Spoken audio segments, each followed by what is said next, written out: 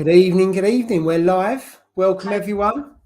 Hiya Steve. Evening. Hiya Gareth. You will see we've got someone new in the top screen. Hopefully everyone's on the same screen for everyone. So welcome Gareth. Yeah.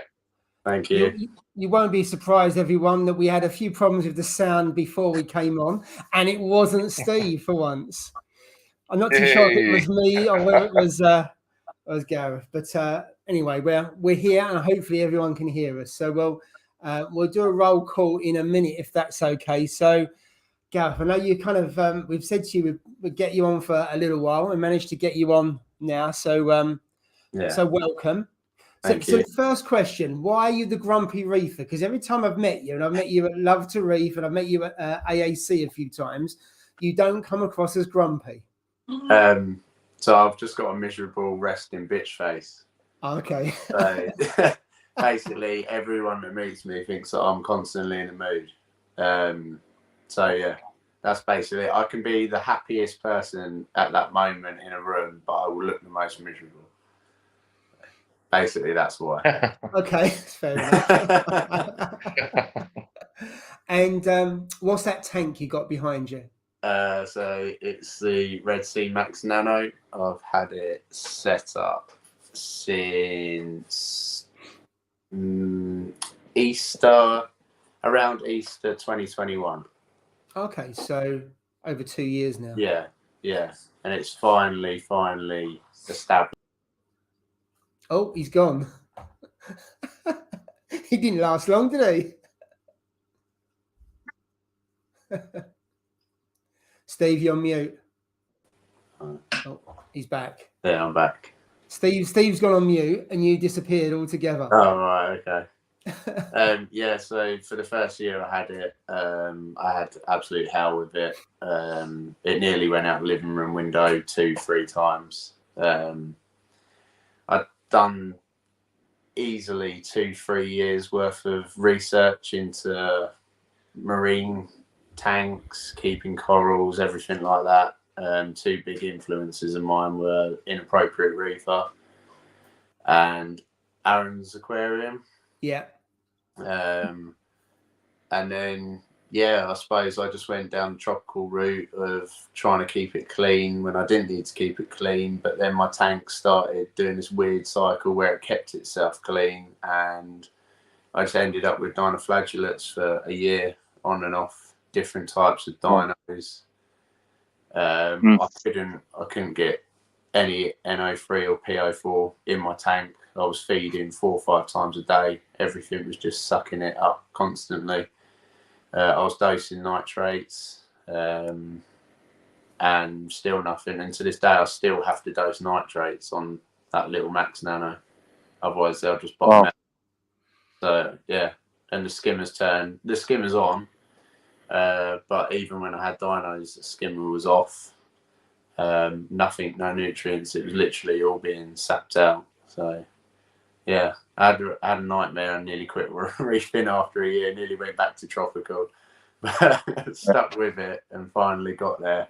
That's a lot. That's a lot of patience, because I imagine a lot of people would have given up in that period of time. Because I remember seeing you at AAC and you was tearing your hair out, kind of thing, because your nitrates were virtually zero, and you was adding fish and all kinds of things, but you just couldn't get it above. You couldn't get a reading. No, and it was like that. Like I think they didn't believe me in AAC. They were like, "You must be testing." What's your test kits?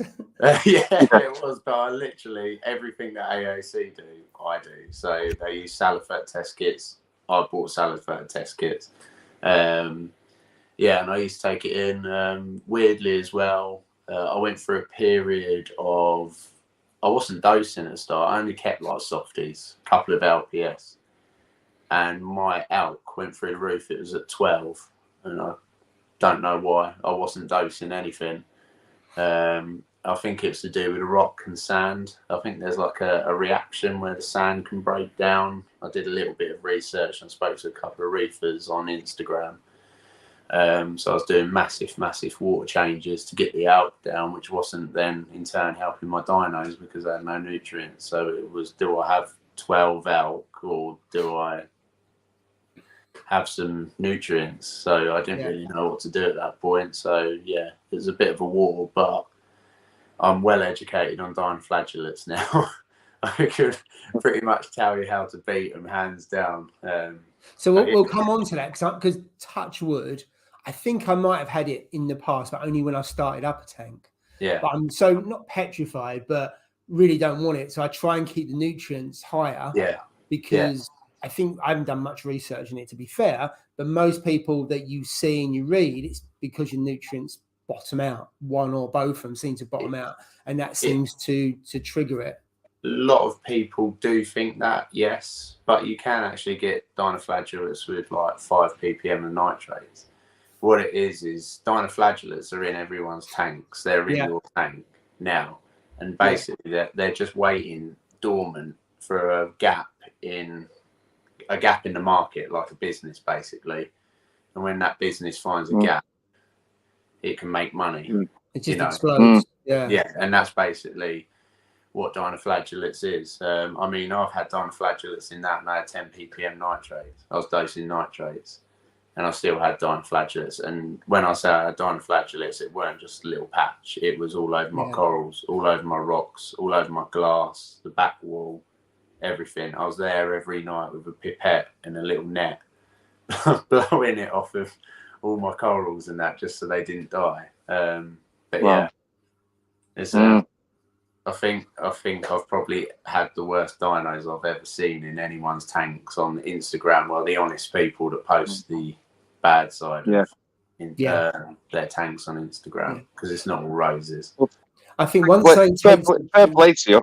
Yeah, fair play to you, like Paul said, for sticking it, because you know, to be honest, I think the rate is about 65-70% of people shut the tank down after the first year. Yeah, because they just give up. Like you said, they have issues like yourself. Yeah, you know what I mean. Bad algae problems, like I said, dinoflagellates, cyano, and they just can't get rid of it. And in the end, they go, "Is it worth it?" And they just close the tanks down, and that's the biggest thing. The first year, once you get over that first year, you're usually okay. Or that's what I've heard and found out.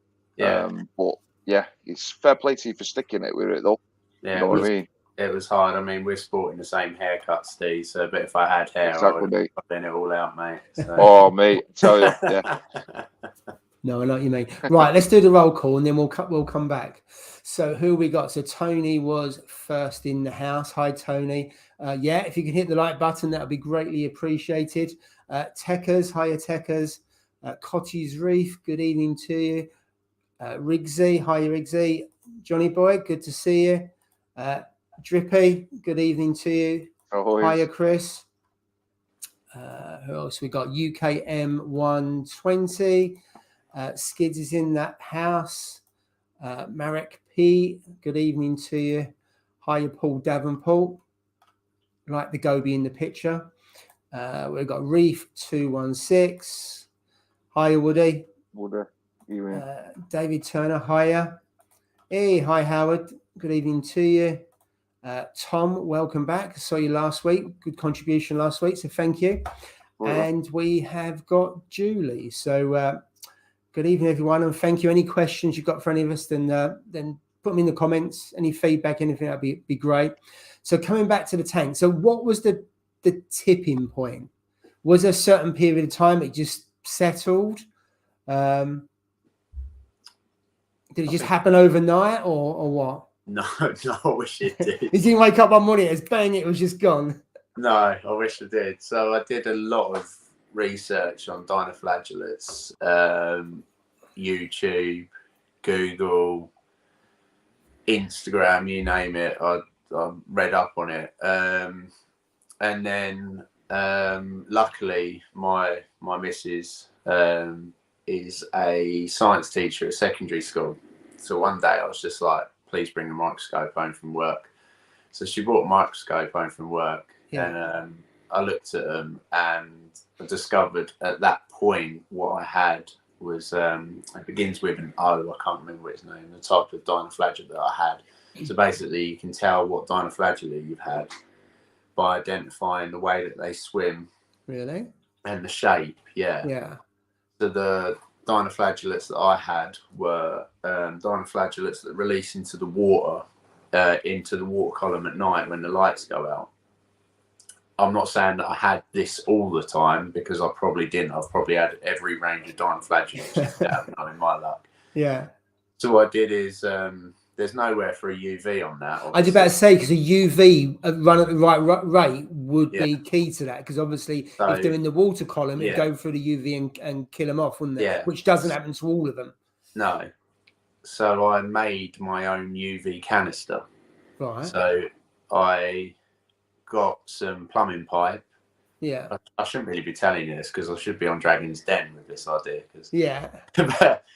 Plumbing pipe, and then what I did was, you know, the socks that you get with it. Yeah. With Max Nano. Just put a sock in it, cut off, glued it around the edge just to catch anything. But what that would also house the UV light that I bought off of eBay. I bought it from China. Took like a month, so I had dinoflagellates for a month still until it come, and then I put the UV on, but I only put the UV on at night, and it didn't work. It took a long time still, but they were definitely the ones that went into the water column. So I was happy that I knew that I would eventually kill them off. But in the meantime, it's other things as well. So I was obviously trying to raise my nutrients, but also putting good bacteria, which you don't want to be doing when there's a UV on. So I was using Dr. Tim's Eco Balance. Yeah. I really rate that stuff. I'm just about to start using it for this tank, actually, but we'll come back to a minute. So you started using that, or you couldn't because the UV was on? Yeah, so I put it in when the UV weren't on. Yeah. You're not meant to run a skimmer for about 24 hours. I weren't running the skimmer anyway because I was trying to get my nutrients up. But I couldn't risk like not putting my UV on. So what I do is I just put it in as soon as I turned my UV off. When I got up in the morning, I was eating my breakfast, and then that at least had like 14 hours to get into my system before I put the UV back on. And then dosing phytoplankton as well, obviously beneficial to the corals, but it's also like another organism in the tank that's going to start trying to outcompete. It's all about outcompeting and closing that gap, so the bacteria has nowhere to breed and spread, basically. I mean, I was buying more fish because I was like, why am I wasting money on a liquid that puts nitrogen in my water when I could have a fish that cost me 40-50 quid and is actually really nice to look at? I'd rather spend fair money point. on that. Yeah. And even with fish, I'm still having to dose. Like I said, now I'm still dosing nitrates. I'd say at least once every week to 2 weeks in that tank. So what was it in the end? Was it the combination of the UV at night? Yeah, I think and so. And then this stuff. Yeah. So the Eco Balance during the day with the skimmer off. So basically, it's running the skimmer at night and then turning it off during the day when you put the Eco Balance in. Yeah. Okay. But because I had it for a year, my tank wasn't established at all. So my tank, I would say, has only been established fully a year because of all the hassle that I went through, basically. Yeah. I think because I had whatever my rock was doing, it was just sucking everything out. Like, I didn't have loads of coral. I wasn't going to waste money on coral because I didn't want it covered in dinoflagellates, you know. And just kill it off, Yeah, so, but then as soon as I started, it settled down. So basically, I completely stopped all water changes. I didn't do a water change for about 6 months, probably 5-6 months. And to be honest with you, I've only had coralline algae growing in there for the last year to 8 months. Everyone was like, oh, coralline algae. I was like, I don't even know what it is. I'd love to have it. But then like I never went through like that ugly stage, you know, where everyone gets green hair algae. I've never had green hair algae because I had no nutrients. I've had like tiny little pockets when my tank started to establish, but nothing where, you know, you see some people's tanks within a year just completely blow up with green hair algae, don't you? And I don't now. Like, I clean that glass about once every 2 weeks. I don't have any algae issues. A bit of bubble algae, but I've got an emerald crab and that keeps him happy. So I'm happy to keep a little bit of bubble algae in there for him. But yeah, so I'd say it's only been established really about a year properly. So if you knew then what you knew now, what would you have done anything different in that first 6 months to say, right, I'm going to get the dinos, I haven't got the nutrients, blah blah blah? Is there anything you would have done different? I was one of those anything I just don't know what happened. I think it's a case of both, because even like AAC is obviously local to me, like that Paul was saying, like 15 minutes, 20 minutes down the road for me. Even they were like completely dumbfounded. They were like, "How have you got no nutrients?" And I was like, "I don't honestly know." I would change the brand that I started dosing nitrates with, because that didn't work. But I changed to a different brand. I'm not going to name brands because I don't feel like I should slag anyone off. What one do you use now? So I use NIOS. Okay, because I've used a NIOS phosphate, because I had in the other tank I had an outbreak of cyano, but my phosphate was too low and my nitrates were quite high, and I knew there was an imbalance. I started dosing the phosphate to bring it up, and the cyano just went. That could be a coincidence, because there's other things it's not. You read, some people say it's an imbalance in the red field and all that, and other people say that's a load of rubbish. But it was lower than I usually have it, and I don't know why. And a water change wouldn't have solved it, because obviously it would have brought both down.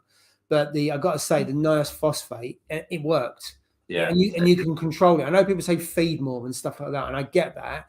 But if you're trying to control, and I wanted to bring it up to a certain level, and I got it back into the red field, the cyano went. Yeah, say it could be a coincidence. So I for me, I know you use the nitrate one, but I use the phosphate one, and I think that's what it says in the tin. It's really easy to use. You follow the instructions, got the dose, and you put it up, it goes up. All things being equal, it goes up. So I think it's a decent, and I don't know if Jay doses the nitrate or he doses the phosphate. I can't remember, but I think he uses it as well. Yeah, I found that as soon as I started using the NIOS one over the other one that I was using, I started getting readings of nitrate. But I was putting the recommended amount in. Like, I weren't putting the smaller amount in on the other product. I was putting a recommended amount, and sometimes even more. But I still had no nitrate readings. But as soon as I went to the NIOS one, I just started getting a reading, very minimal to begin with. But now I just keep a bottle of that in my cabinet, and I just put half a capful in. I don't even measure it out. I just put half a capful in. That's about it, once a week to 2 weeks. But I test anyway, so. Yeah. So tank's on the up then. So you got coals in it now? Yes. I've got a torch addiction at the moment. I ended up going to get some essentials at AAC the other day, and ended up coming away with a Lumo torch as well as the essentials. As you know, I bought Dragon Soul and a New York Knicks off of Jay. Yeah.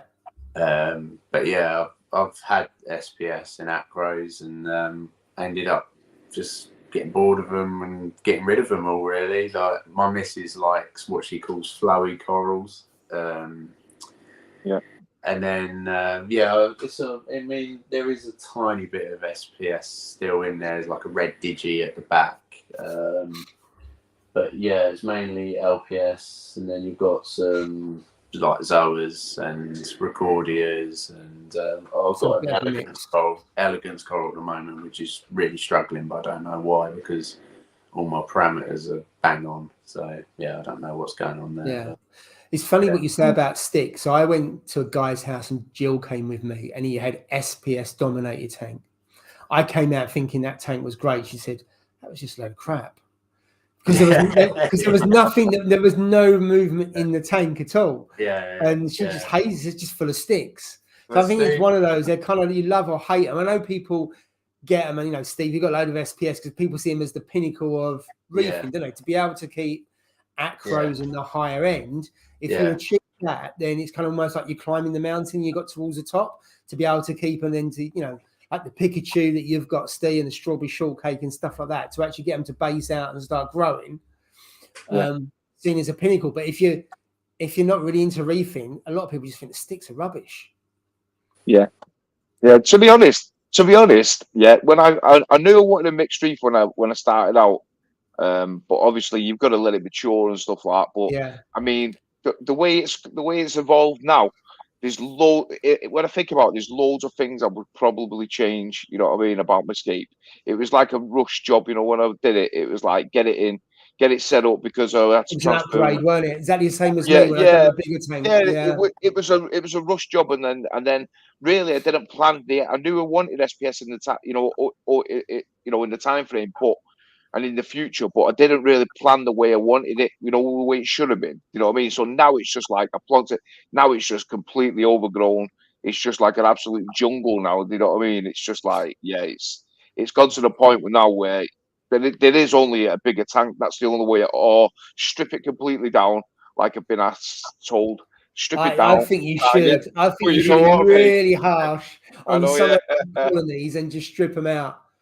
I know, mate. You know what? Everybody said it. I mean, I had a couple of mates who came to the house the other week, and they was like, "That's a lovely tank, but you know what? You either need to buy another one, or you need to just take out them, sell some, and start again, because you do lose that mojo, don't you? You know that thing, because I see it now, and it's so settled. It's just absolute, like you said there. It's just once it gets to a point like where you don't have any problems with it. I like I said to you before, if I'd want to do very little on my tank, I just want to come home from work, enjoy my tank, and like you said, don't even clean the glass. If I don't need cleaning the glass, don't clean it. You know what I mean? And if I could get a motor to do it, I would clean. I would get a motor to do it. You know what I mean? That's how lazy I am. I truly am. I should be called the lazy reefer or something, but you know that's just the way I am. You know what I mean? But like now, when I come home, I see it, and it's like I want to buy another coral. I want to get another coral, but I can't, because I just cannot fit another coral. Do you know what I mean? So this is where it stems for. I either have to go bigger or I have to start again. Do you know what I mean? And I think, you know, maybe in the new year, maybe something like that might have to happen. You know what I mean? Maybe take out a big chunk like that Ceratopia or something, and you know, the main centerpiece, and then build a little bit of a rock ledge there, maybe, and do something different. But yeah, at this moment in time, it's just a faff. I mean, I was speaking to Mrs. about getting a new tank, and she was like, "Oh, well, I want all the house doing." So I would get it. She said, "Go ahead if you want one," but it's like all, you know, my special coral, like my chalice, my bubble coral, you know, me things. I'd have to put them somewhere. You know what I mean? I'd have to place them somewhere, and I don't think many people would take them on to look after them in case something happened. You know what I mean? And I wouldn't want to put that pressure on somebody, you know, to look after it. So I'd either have to get a smaller tank, isn't it? Because even if you go to tank, because if you had an LFS, you say to your LFS with that, just grow it out. And if you want to, you know, if you trust the LFS, or if you want to, you know, you look after the chalice. If you want to frag a little bit of it and frag it, there's your kind of, you know, your rent for it, shall we say? Especially if you trust that LFS. But I mean, the bubble coral, you can't even frag that, can you? It just sits there and just gets bigger and bigger and bigger, because it's not a branching one, isn't it? Which is, as we said before, is quite unique. It's massive, mate. It's absolutely. Honest to God, I got to tell you, it's the width.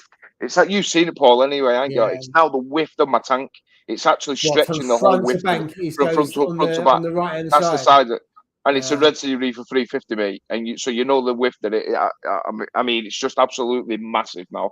And I don't think many people would say. I mean, plus I don't know whether I'll trust people, to be honest. I wouldn't like to put that much pressure on somebody. You know what I mean? And like them think, oh, what happens if I kill it and this, that, and the other. I've had it years. Well, I've had it. Well, just 5 years, over 5 years. Change of tank might, you know, it's like it might stress it out. You don't know, and Yeah. that's like a wall one. You just don't know if that starts dying off. It's not like a branching one. You get a couple of dead heads, you just slice them off, and then you're fine and dandy, and you're fine. So it's difficult. I mean, I'm finding it in the floating aquascape that I've got 2 hystrix, and hystrix are easy, but they've grown really, really quick, and I've chopped it down. I've given pieces away, and I want to chop it right back because they're growing so quick.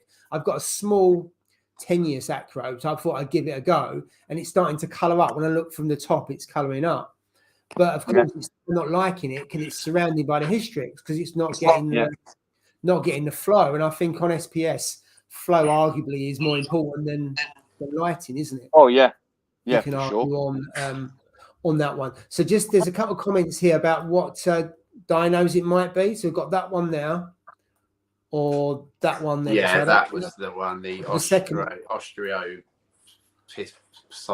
or whatever it is. That's the one. Yeah, it was that one.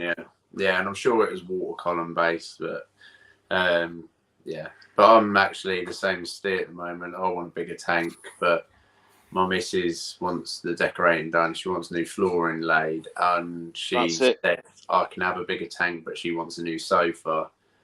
It's a trade-off. But I'm only allowed. Has your missus been speaking to my missus? Because that's exactly what she said. I don't know. Exactly. To those same words, mate. Yeah, I want a new sofa, new laminated flooring, new decorating in the house, and I'm like, right, well, that'll be like 5 months of something of work. Yeah, you know what I mean. And it's like, where do you put it all? You know what I mean. I couldn't have that. I'm only allowed this corner here. That's like my space. So what could you fit in there? Could you fit a 250 in there? No, a reefer 170. So I'm currently or a 200, which is a little bit deeper. No. The door swings. Oh wow! Oh right, I see what you mean. Yeah, I just noticed that the door. Yeah. So the handle, there's like a wall where that curtain is. It stops the door going any further, so someone can swing that door open and it won't hit the glass. Yeah. So I can just fit a reefer 170 against the wall, and the handle won't touch the glass, but 200 it will. But then the other day I spent my reefer 170 money on a new puppy for us. So I've got to go back to square one, basically. So we've ended up with a new puppy. But it's just the hassle. Like I've got to move this tank over to this corner here, do the flooring, set the 170 up. Then I don't want that rock because I do like the scape, but I don't want that rock. I want to make a brand new scape, stuff like that. It's just a lot of hassle, really. Plus, so basically, you'd have to have 2 tanks running for a while. Yeah, and then you'd have to set up the 170, get that going. The only thing you could do is, if you know what kind of scape you want, you can make the scape, get a tub, and just as long as you heat it and keep some bacteria in it, you can then start it to colonize. Yeah. And then when you set up the 170, it won't be like a new tank. Yeah. No, we've had this conversation, and I'm not allowed a tub anywhere because it's like, where will the tub go? And I'm not having a tub laying around with rock in it. And we've got a tub anywhere because it hasn't got to be a big tub, has it? It's just got to be enough to fit the aquascaping. It's a 170. I mean, I've got obviously the Peninsula here. And I've got a 170 in the garage.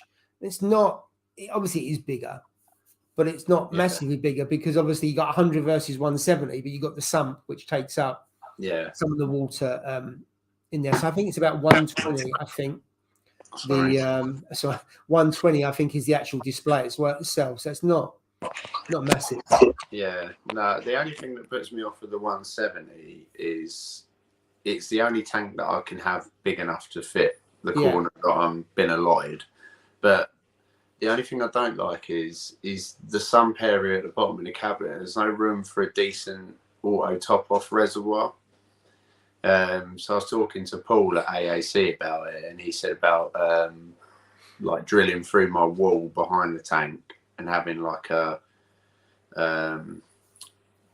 the ATO like reservoir full of RO outside, and then pad it out so it stays a bit, don't freeze in the winter. Yeah.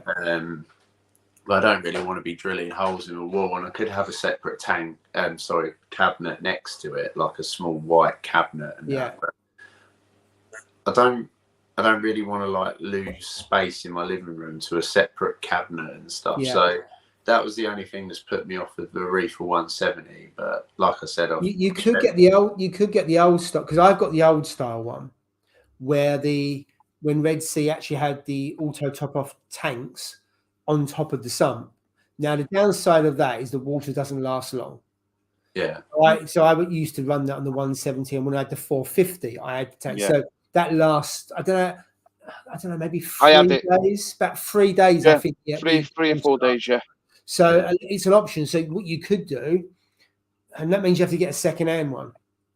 That's the only problem. Or you buy the brand new one, and then you get the old, you retrofit the kind of old style sump in there, where so basically it just sits on top of the sump, the water, and then it goes in via a float valve. Float switch, So, yeah. Float switch. So yeah, so you could do it that way.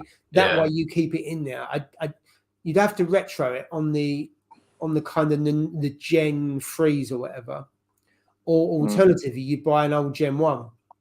But then that's an old tank. See, that's the thing. I don't want a Gen 1. I've been looking at Gen 2s because I like the armoured seals. Like, that's a bit more reassuring. I've got those on there. I've got to say the quality of this, because I've got a Gen 1 170, and then obviously this is a Gen 2. The quality of this tank is head and shoulders above the one. Now, the 170 I got, I think, is 5 years old. But this is a step up. The cabinet's better. It looks better. It's a thicker wood as well, and it's enforced more. But yeah, you can see this is thicker here, and that's where basically they put the plastic armor. I haven't seen any cases of smaller tanks go on the Red Sea, and of course you just got to be careful with as you know, you just got to make sure you don't. Well, I mean, I don't clean my glass that often. So you're right. I cleaned it especially for tonight, and I was cleaning it earlier, and I said to my missus, I was like, how'd they do this every Friday night, make their tanks look nice just to go live on YouTube? But to give you an example, I only cleaned that about a month ago, and the last time I cleaned it from then was round about Father's Day, because I had family coming over, and I thought, I'll bet them make the glass look nice, and then that was it. I don't bother them before that. I think it was Easter that I cleaned the glass. I've had Coraline all over it, everything. But Just go for a couple of comments. So Tom, I think didn't you say you got a 9-foot tank? And 9 foot is. Well, it's bigger than 9 foot. I think it's 9'6" or 9'5" or something. It is. I remember him saying last week. Yeah, he got it done by him, didn't he? Yeah, absolutely. And then he's saying that's exactly why I'm single and live alone. Can have no hassle. Johnny's saying the same thing. And then we got a question: what size is everyone class as a frag? And then what size do you class as a colony? Oh, yeah, true. Depends on where you're buying from. Certain LFS stores, a frag is like an inch, no bigger than an inch, in it. You know what I mean? And yet some of it depends on which shop you go to.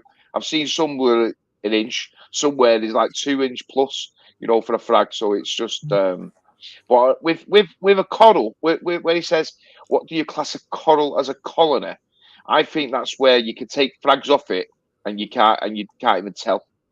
Yeah. If you do that, then I think that's what I would class as a colony. So if I take a few snips off it and say 4 or 5 of one colony, and people look at it and go, oh, that's a lovely, and don't even know that you've trimmed it, then to me, in my eyes, that's what I think is a colony.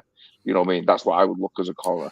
Yeah. So SPS, you're probably talking 3 or 4 inches high. Oh yeah. And also broad as well. So it's got to have some branches on it, hasn't it? Yeah, because if for sure. Yeah. Off, you need to be able to snip some branches off. Yeah. And it doesn't then shrink to about an inch and a half.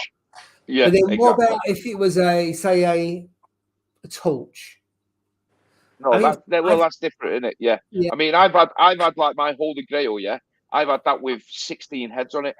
So I would say that's a colony for sure. 16 heads, and then but I took 4 heads off it, and you couldn't even tell.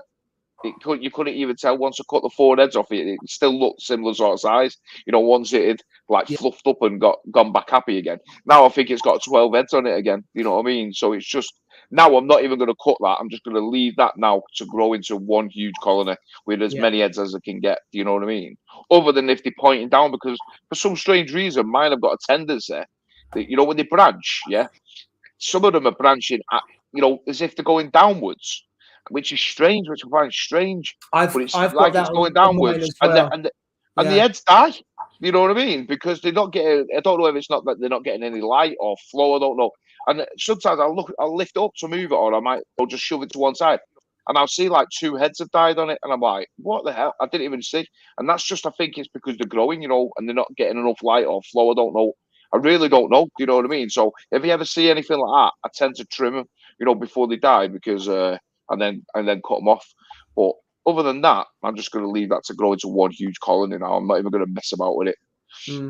I think it's flow, because on the floating aquascape, I can see it's kind of it's like a bowl, and then underneath there's a couple of heads, but because they're getting flow, they're moving. They're moving okay. Their tentacles seem to extend and extend and extend, so they are getting some light. But because I think they're getting decent flow underneath, they're okay. Because there's no way they're getting anywhere near the light that you would usually have on a torch. No it's chance. Like under the umbrella, basically. But they seem to be okay. And I can only put that down to the flow, because it's halfway up, and the way the MP10 flows around like that, it's getting some. So what do you think, Gareth? What's a frag? What's a colony? I don't know, because Steve's just said about 16 heads on the torch being a colony. I've got about 14 heads on a Duncan, and I wouldn't class that as a colony. But I think that would be. I'd class that as a colony. 14 heads. I mean, I went in the other day, and they had a proper colony of Duncans. It had like 30 plus heads on it, I reckon. But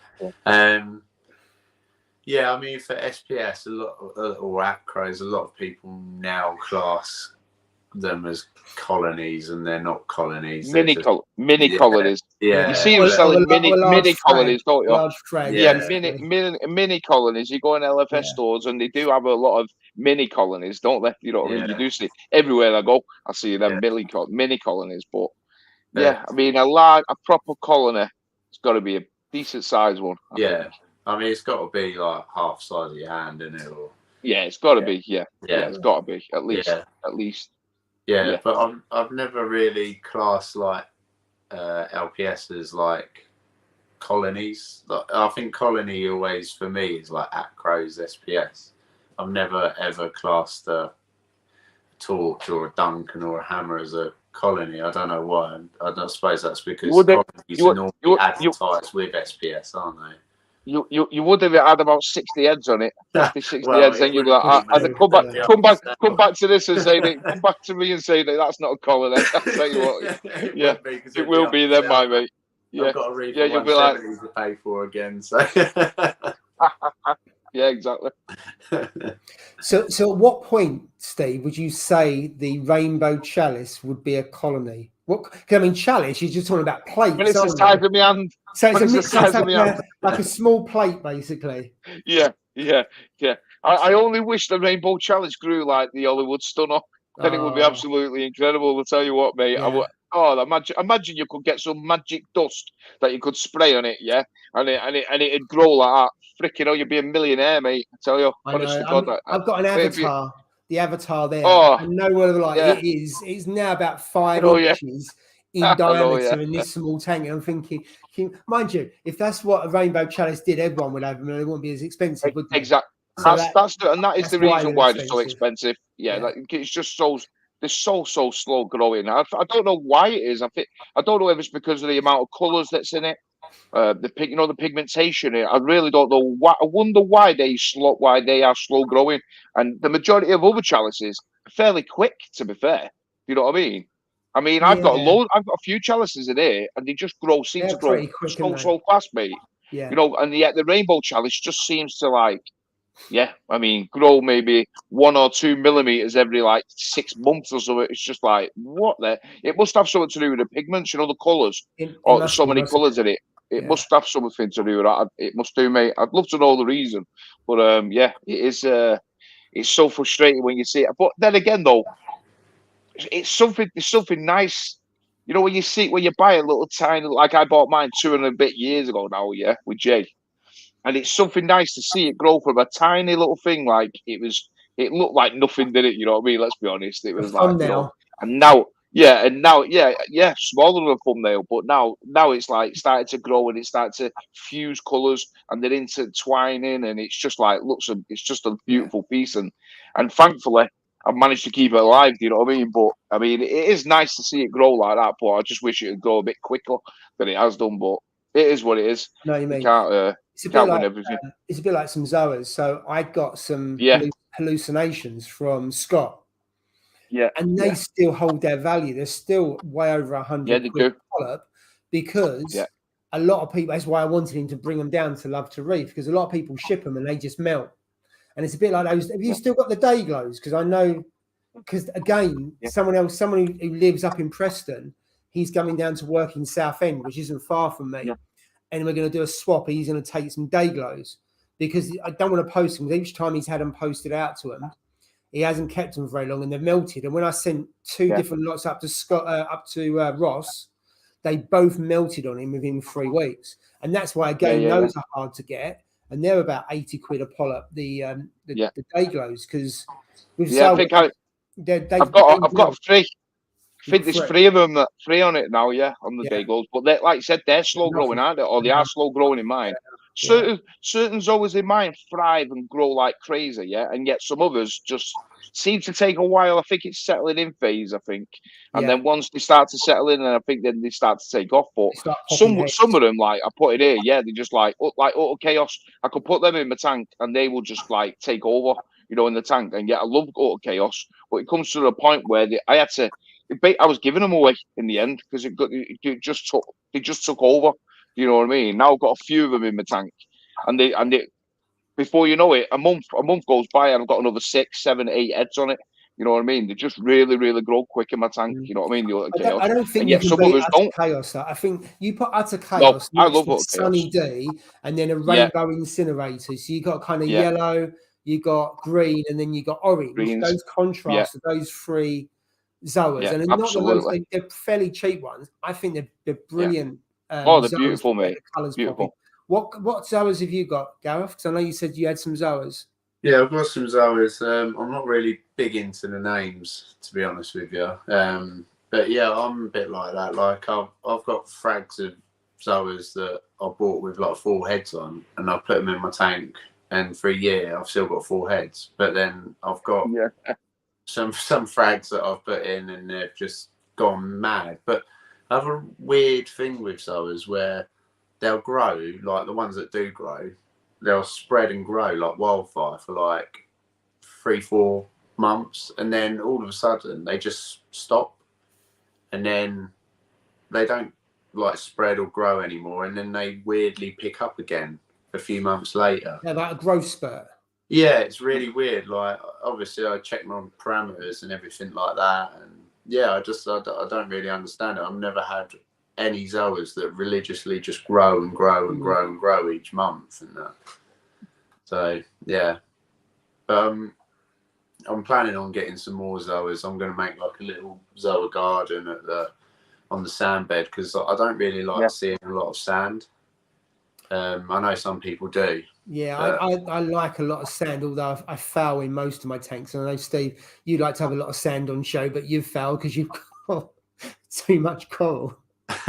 Mate, you know what? I've got that. I've forgotten what that chalice is. It's the red one. Oh, I always forget the name of it. The red one. Blood something chalice it is. Dragon's blood chalice, on the front, and a tiny little piece. And basically, it was off a colony that I had, and it fell. It was literally, it wasn't even the size of half a pence, It was like so small, and I left it on the sandbed. I just left it, Now it's actually fused to the glass. It's fused. It's gone through the sand, and it's actually fused onto the glass. I went to move it the other day, and I couldn't move it. So that is stuck completely in the same place. I cannot, unless I'm frightened to death that if I start to mess about with it, it might crack the glass, underneath. So God knows how I'm going to get that out now, mate. It's right next to my bubble corridor. I'm like, oh my. So it's a chisel. I think it's a chisel, and be very, very careful with it. You know what I mean? Because it needs to be moved. You know what I mean? Because it's starting to grow. It's gonna stick onto the glass, onto the main front. You know what I mean? But I mean, it's a nightmare. My sandbed now, I keep saying I need to clear. I've cleared a lot of it, to be fair. But they just grow out. It just grows, mate. Things just grow, don't they?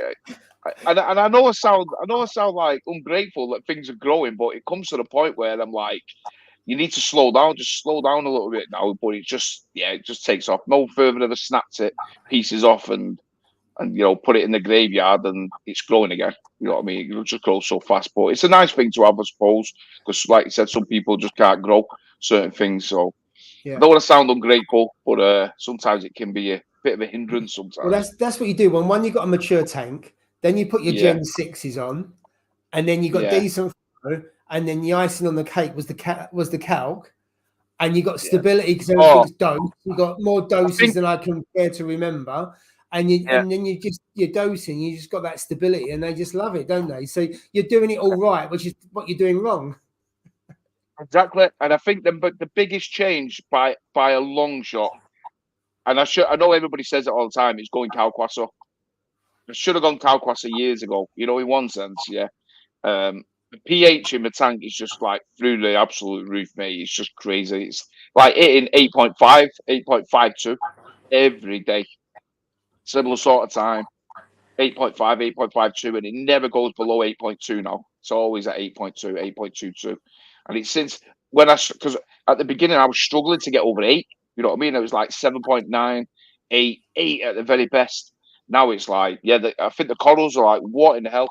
And I know I said it the other week, like, I don't know whether skeletons, especially, on SPS, whether the actual skeleton can grow quicker than the flesh on an SPS. Because, like, so on that rainbow, not on the rainbow, Charles, on the Pikachu and the other one that I've got, the what's it called? The rainbow, so the Tenuous? Those one.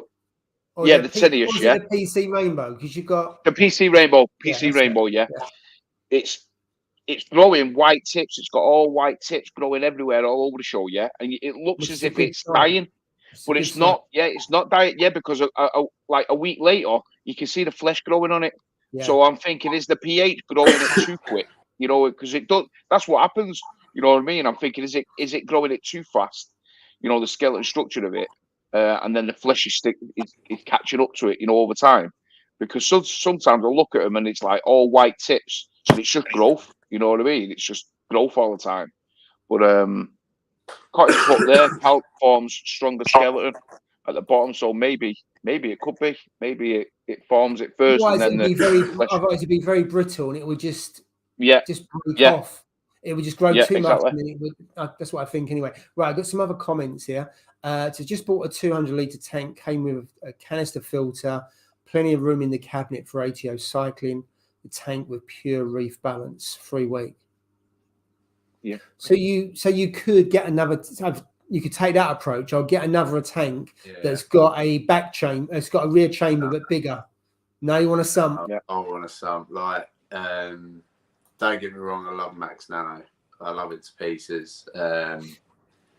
But there's things like the UV. I've had to make my own UV canister. Like, I've had to think outside the box with things quite a bit. Another thing that annoys me a little bit is, I don't know if you have this, Paul, when you turn the return pump off to, like, say, feed or do a little bit of maintenance, sometimes when I turn the pump back on, it just won't come back on.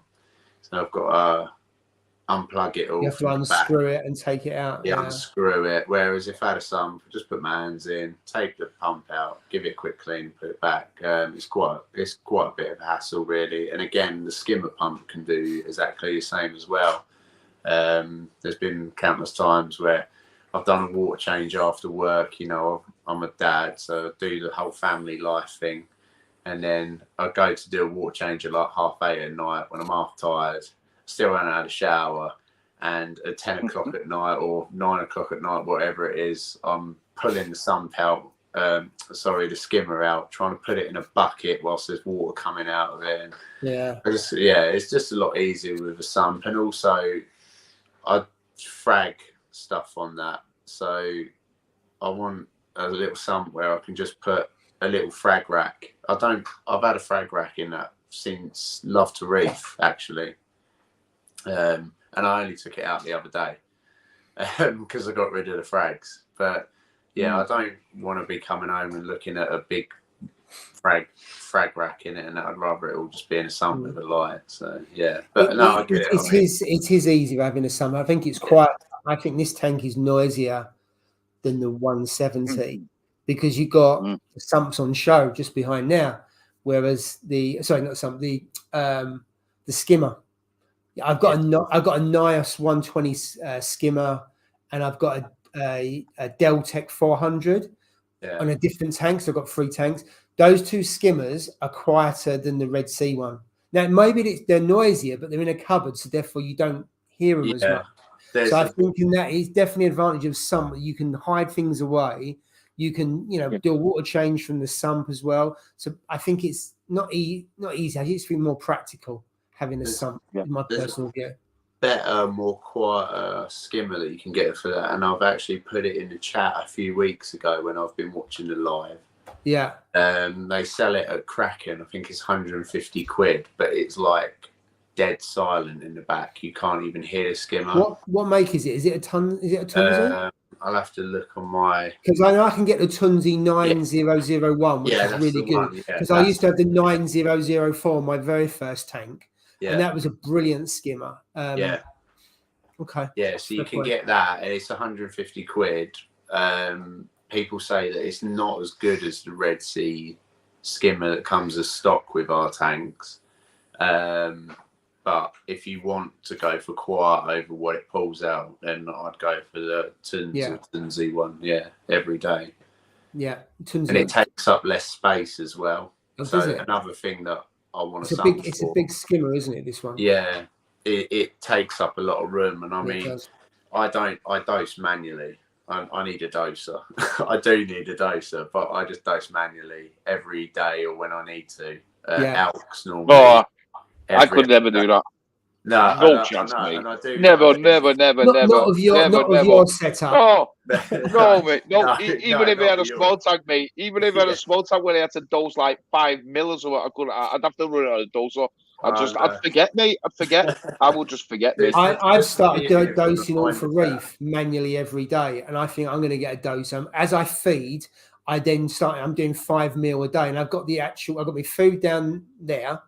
Yeah. And also I've got the container with the all for reef that's already been made up. So when I get the food, I see that and I dose at the same time. But life would be a lot easier with a doser. So I've just spent all my money on a Cocker Spaniel, so yeah, you'll have to wait a little while. Right, let's go for some other comments. So Tom's tank is 9'2" long. So that's a big old boy. Mate. You know what? He sent me some pictures over. He sent me some pictures over, and oh, did he? Mate, I'm blown away. Honest to God, I'm absolutely blown away with this. Do you want to send them to me or Steve? Just send them over because I'd like to have a look at I'll send them over. If it's all right with him, I'm sure he will be. But just let us know. Tom, all right. All done. Yeah. I've got some. Look at that one. So Riggsy just won a Bugatti Chase in a local raffle for 10 quid. Can't knock that, can you? Now that's a bargain. Absolutely. And Economical Reefer has just taken over the TV. So evening, family, watching us on a Friday night. And then we've got a question here. What's the one best piece of kit you've bought since being in the hobby? So I know what mine is, but Gareth, we'll come to you first. What's the piece of kit that is the best? It's a hard one, that. I would say purely for any other reason apart from the Red Sea Max Nano's little ATO thing at the back, I got rid of that within 3 months. Like having to, like Steve was saying, having to remember to dose. I was having to remember to top up, so I just bought the DD auto top off kit. And just bought a 25 litre jug from AAC, stuck it in the cabinet, and mate, it's an absolute godsend when you have a Max Nano. One day I'd like to say that the best piece of equipment is a Red Sea doser, but I'll have to wait a little bit for that. Steve, what about yours? Oh, mate, I truly couldn't answer that. I don't think I've got that many pieces of equipment on my tank now. I mean, oh mate, that's a tough one for me now. That one. See, I couldn't say the light. Couldn't say say the Radions, because that would be cruel on the AIs because they basically grew a tank. You know what I mean? Yeah. So the Hydra 26s, which I think are fantastic lights, and even now, the old school Hydra 26 HDs, they are class lights, and they grew my tank to what it is basically today. You know what I mean? But I think if it was at a push, I would probably say the I don't know, thinking people might go what, but I'm going to say the clarity. I love that clarity. From the moment after the messing about of it and fiddling about, cutting out the baffle and everything. When he installed that, I absolutely hated cleaning out the socks, the filter socks, and then when they filled up, and then you heard the trickle over it, and it was just made. It was like a waterfall, and it did my absolute nothing. Every 3 or 4 days as well, wasn't it? Oh, I found that mate. on mine every 3 days, Yeah. 4 At days. least, It wasn't mate. long. Yeah. At least I think sometimes mine was like 2 days, 2 and a bit days, and my missus was like, "Oh, it's making a noise, and I know it straight away. It'd been a sock, so I ended up buying like 6, 8 socks, letting them get dirty, put them in a bucket, and then bleached them, mate. It was like, and then I bleached them and washed them, and in the end, and then when I added that red clarity, and it's just like does its own thing, it just like clean and it rolls on me. That to me is like, yeah. I think that was probably the best. Chris agrees with you. The Red Sea reef mat. Yeah, probably the best thing. The clarity for me. So mine would be the DD temp controller.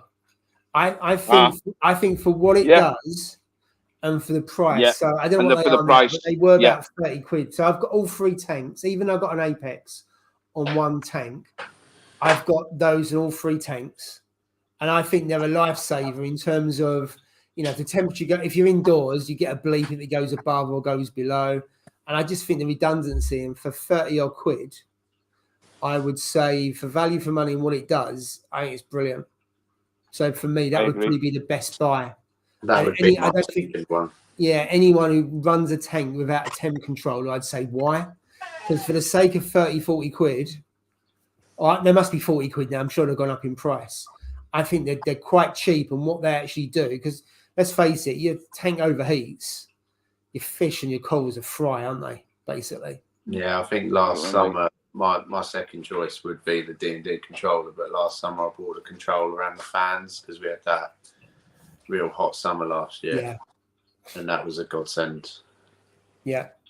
I've got to say, if you ask me in a year's time, it might be different. It might be the Red Sea ATO, which I absolutely love. It's really, really good because I had the 2 liters in the back here. That was a pain in the ass. So I bought it, and it tells you how much you got left. It tells you what's dosing.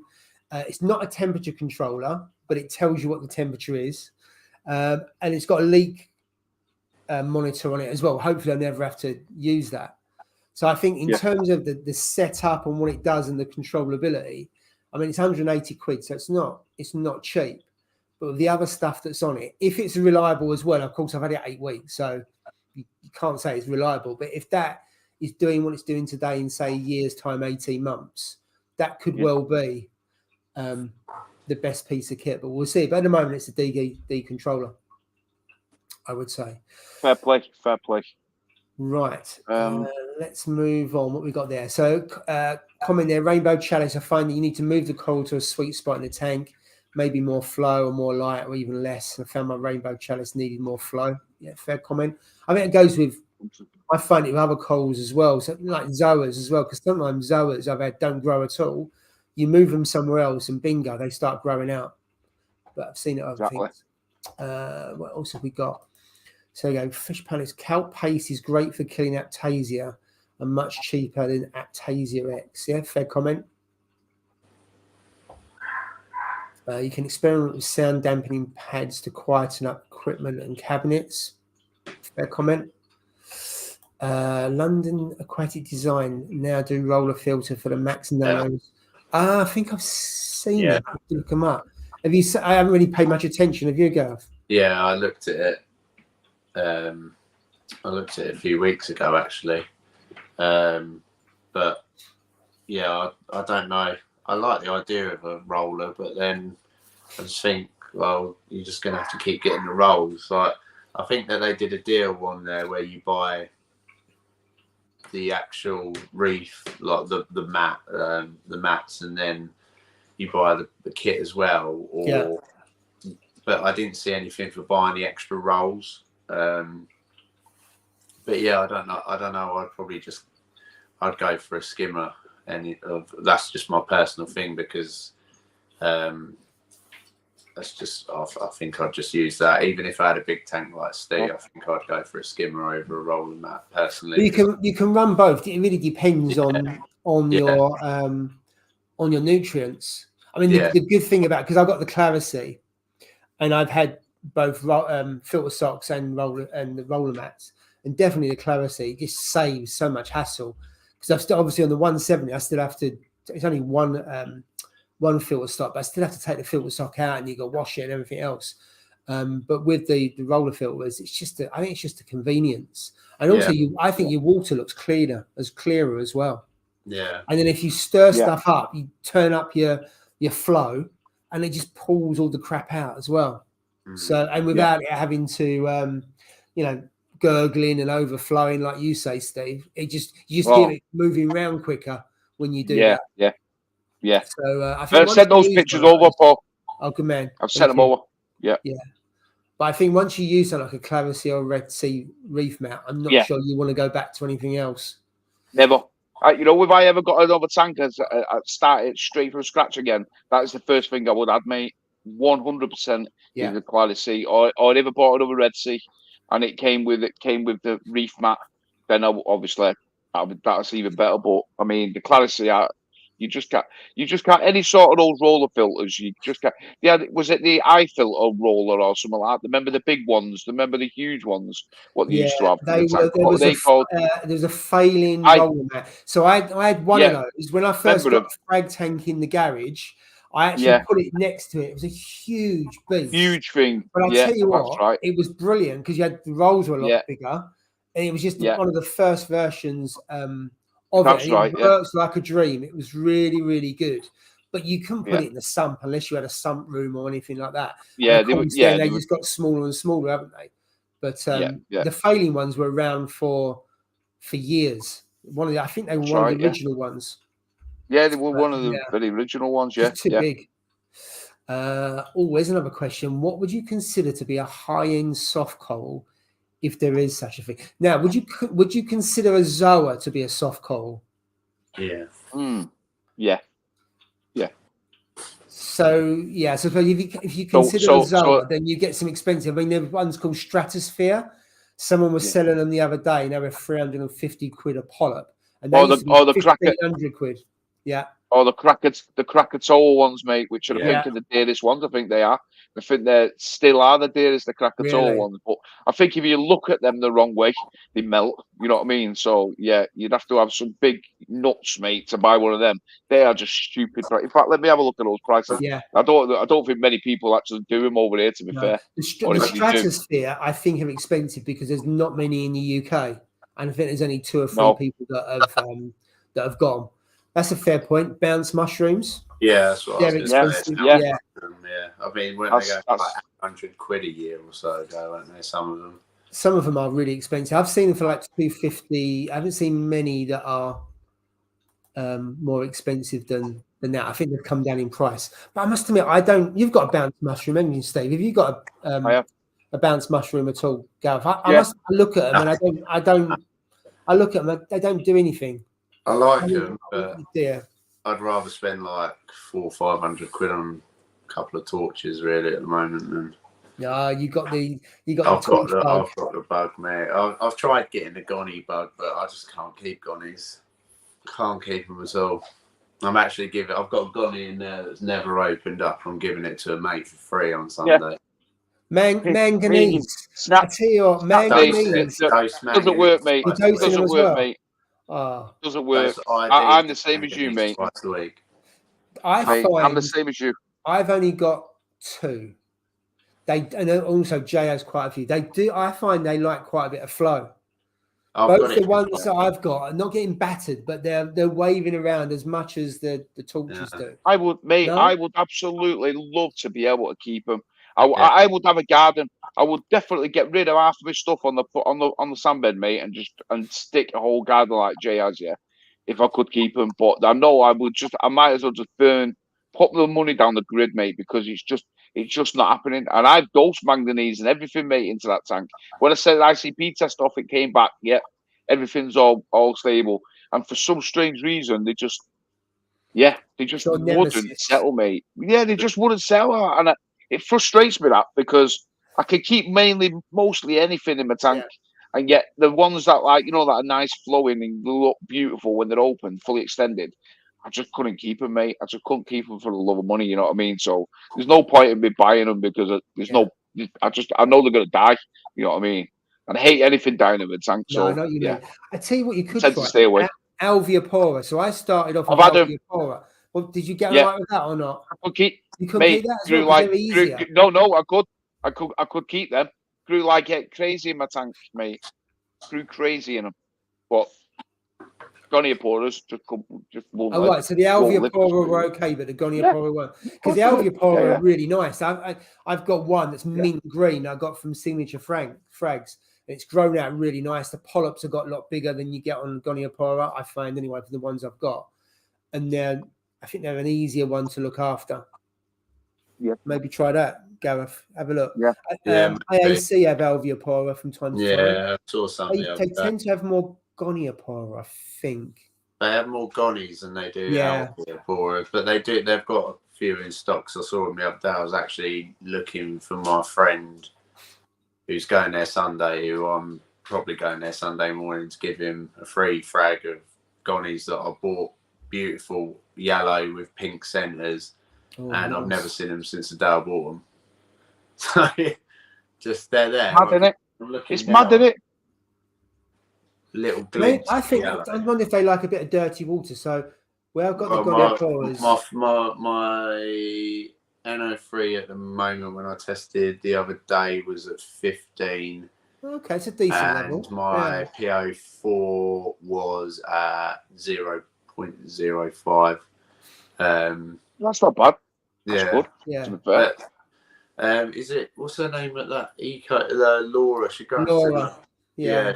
She was saying in that first Love to Reef, wasn't she, that she keeps her phosphates at 1 for Gonies, and that she doses manganese. And when she's talking about the benefits of manganese, it coincided with me doing an ISCP test, and my manganese was low, and so was my iodine. So I've been dosing manganese ever since, twice a week, and nothing happens with the Gonies. I've had them Gonies 2 months, month and a half now. Never seen them since the day I bought them. So really, they're going. Yeah, shame that, isn't it? It is. It's frustrating as well. Frustrating how, like you said, some things just don't take to your tank. Don't take. It is. It annoys you. Got on the Jawbreaker. Got expensive purple monster Jawbreaker. I don't think I've seen that one. I have to look that one up. No. And then we've got another one, the most underrated and overrated coral. Gareth, what do you think? They overrated at acros. I just think they're so overrated for what they are. They're beautiful, don't get me wrong. I mean, I had a Miyagi tour.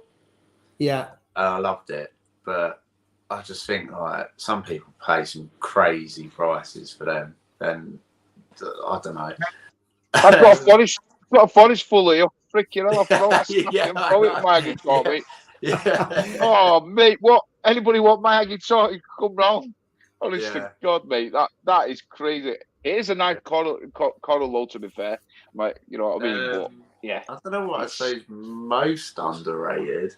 I don't know. I mean, there's some cheap, like I don't know, like Zoas even. Like a lot of people overlook Zoas, I think sometimes, but they're like some of the most colourful things that you can get in a tank sometimes. Yeah, I wouldn't really know what was the most underrated one, but yeah, for me personally, I think like the whole acro hype's like, I don't know, it's just not. You're not feeding the love. I went down the acro and SPS route as soon as I got stability. I was like, right, I've got to go and get sticks, and I went to AAC and I bought sticks of everything, like easy to keep SPS, relatively easy to keep acros because I didn't want to go killing any high end ones. But yeah, I don't know. I found them quite boring, really. So yeah, I definitely like the movement more. Fair enough, Steve. Underrated, overrated? It's an hard one. I mean, Most underrated, I think, where a lot of people like is, I'd say, Duncan corals.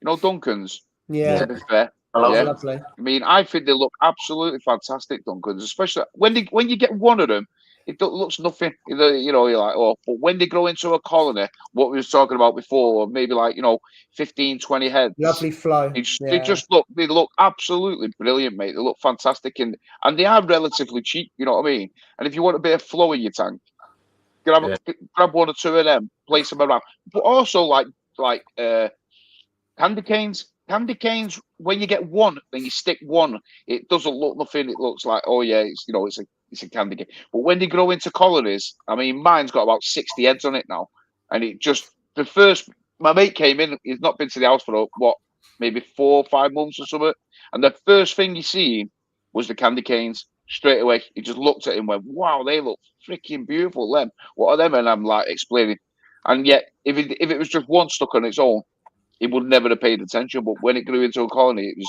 it was like he couldn't get over it. But like, I mean, as for overrated, yeah, I suppose you could say SPS. I suppose. I mean, they name them that many different names now, don't they? That's what annoys me. Is like they name them stupid names, don't they? And then put an obscene amount of price on something. That's what annoys me the most, really. To be fair.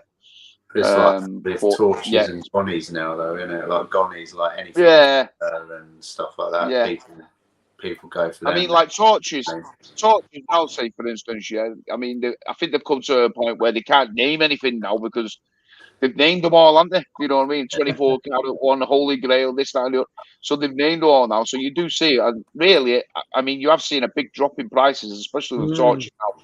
You know what I mean? Absolutely. We've talked about it before, haven't we? Where certain things go through a patch, don't they? Where they just seem to take off, in price, and then all of a sudden they start to come down, don't they? Now I think we've gone through that price thing with torches now, haven't we? You know what I mean? They've certainly come down. It used to be Zoas. When there was on Facebook, when you used to be able to sell livestock, there were some quite big auctions on there for Zoas, and really not some. I wouldn't even say really good ones would go quite expensive. There was a bug for Zoas, and that seems to the market has dropped significantly for that in terms of price. I would say, but I think for me, underrated would be Alveopora because I think they get overlooked for Goniopora. I think overrated is Walt Disney. So the Walt Disney, I see Walt Disney, and I just look at it and think, where's the hype? I've only seen a couple, to be fair, but for me, I just don't understand the hype. The Walt Disney Acro. Oh, mate. I mean, some of it. Yeah. I mean, yeah. Granted, but freaking up. You see a colony. Worldwide Corals have got the one, and you see that the colony of theirs, mate. I mean, yeah. I mean, I wouldn't even like hazard the guess what I've seen in real life. Oh, I just look at it that you have the hype, not so much recently, but when they used to be quite hard to come by, and then when I saw a couple of them, I was disappointed because of the hype was so much. Yeah. No, I know what you're saying. When I compared it to a strawberry shortcake, I thought a strawberry shortcake just blew the doors off compared to that. That's just my personal opinion on that. But I think I agree. Yeah, Alveopora, and I think some of the Zoas, like Utter Chaos and Sunny D, you can get them really cheap, and I just think they look fantastic. I agree. Yeah, I do love. I love Zoas, to be fair. I just think they bring so much colour, and like you said, they're not that expensive, are they? Yeah. You don't need to get the really expensive ones to make your tank look really nice. Once you start to spread out, you can get the Bumblebee Zoas, some what's it called? I've got those. What do they call them? The Rastas. Got a whole colony of Rastas up. They're just beautiful, and they're peanuts, aren't they? In terms of money wise, you know what I mean. They're not a lot. They're not a lot of money. You know what I mean? But once they start to grow and they turn into a colony, they'll just look absolutely fantastic and bring that colour, to your tank, which we're all looking for. You know what I mean? Yeah. And as you know, yellow is the hardest one to keep yellow. You know what I mean? It seems to be the hardest one. That's why I like Sunny D's, because they get kind of yellow or orange depending on the lighting that they've got. Yeah. So I agree with yellow, absolutely. Another one that's, I think, underrated is Recordias. You can get the there's the ones that are kind of orange and green. They're lovely, they are. And they're quite easy to look after as well. So I think they're pretty good as well. Not always easy to get. I know No. AAC have them, Gareth, but you go other places and sometimes they struggle to go. So good question. That one. Right, let's see what else we've got. So John's saying most ICP tests show no iodine or manganese even when dosing. Yeah, that's because it gets consumed so quickly. I think manganese evaporates as well, from what Laura was saying. Gets consumed So, and yeah, with evaporation as well. She was saying you can never actually overdose manganese. Yes. And there was I don't remember his name, Paul. You might know him, but he was saying that every ICP he does, his manganese is non-existent in his ICPs as well. I've And heard that before. that was Yeah, the reason why. yeah. No, absolutely. I think I in the early days of reefing, I had a couple of gonioporas, and they didn't last very long. But then I've got a lot more experience since then. I can't just put it down to the manganese, but I think it's helped for sure. And that's one, I can't keep zoas. I've heard that from people before where zoas melt, they just don't grow. I don't know, it's one of those things, isn't it? Like you say, Steve, that gonioporas you just can't keep yet. If you look at the breadth of corals that you've got and the colonies that you've got, you should be able to keep gonioporas and they should thrive. Exactly, mate. I mean, yeah, like I said, it's frustrating because I'd love to keep them. Keep one or two. I'd just love to keep one or two, you know what I mean, alive. But I'm not just going to like pump out money to buy them and then, you know, Well, they're not cheap, knowing are full they? well, like, no, exactly. And like, you know, and for the size of them, what you get the tiny, aren't they? Really, really tiny little things. And they're not the quickest of growers, are they? You know what I mean? Let's be honest. So it's, yeah, I mean, I don't know. It's just so frustrating why I can't keep them. But I would seriously love to be able to. I might buy a cheaper one. You know, a cheaper one. Nothing like what Jay's got. He's got like the crazy rainbow ones and all that. And you know what I mean. But I mean, and just see, mate. You know, since I've been going on this, since I've gone on to Coral Essentials now, yeah. Obviously, all the trace elements are all in with that. You know what I mean. Yeah. So maybe that might. And I've been dosing this for quite some time now. So maybe it might work. You know what I mean? Because I haven't added. I haven't added a gunner since I've been doing this. You know, since I switched over. So maybe, not saying it is, but maybe it might work. You know what I mean? But yeah, I don't know. Sorry, maybe guys, we'll figure something out. Over to my sofa. No, I know what you mean. I also heard that the longer stemmed gonioporas are easier than the shorter stem, but I don't know if that is true or not. Right. I don't know. But that's what I've heard. Yeah. And most of the ones that Jay's he gets really good pollock extension on those ones that you see. You see him just waving around, and I think that's due to the flow. And also he's gone for the longer ones as well. Exactly. I mean, because you do see Jays, and when Jays is doing it, it's like it's being battered by a tornado, in it. You know, like you know, the flow of it is crazy, mate. Like he has so much flow on them, and yet you hear mixed opinions. People say they don't like too much flow. You know what I mean? And yet some other people say they love flow, and then you look at Jays, and it looks like it's being blown around in a tumble dryer. You know what I mean? So the one I've got is exposed at the front of the floating aquascape. I wouldn't say it gets as battered as much as Jay's ones do, but they definitely move a lot more than a lot of the other corals. And I put it there based on Jay's experience. And it loves it. It was on the sand bed to begin with, just for about a month, and it was okay and extended.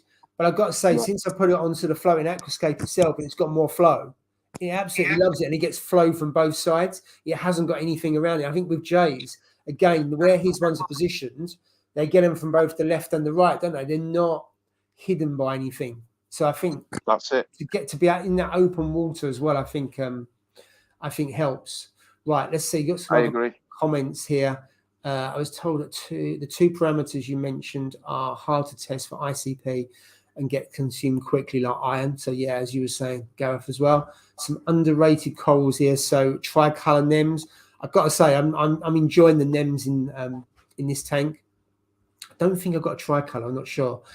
Flower nems, absolutely. The flower nems is absolutely superb. It's got a yellow. Again, it's a yellow one. I got it from Laura when she was at Love to Reef. So it's predominantly yellow. The lashes are orange, and in the middle it's pink and a little bit of violet as well. So it's absolutely superb. Absolutely, the Milka Stylo are great until you want to frag them, because you've got a Milka one as well, haven't you, Steve?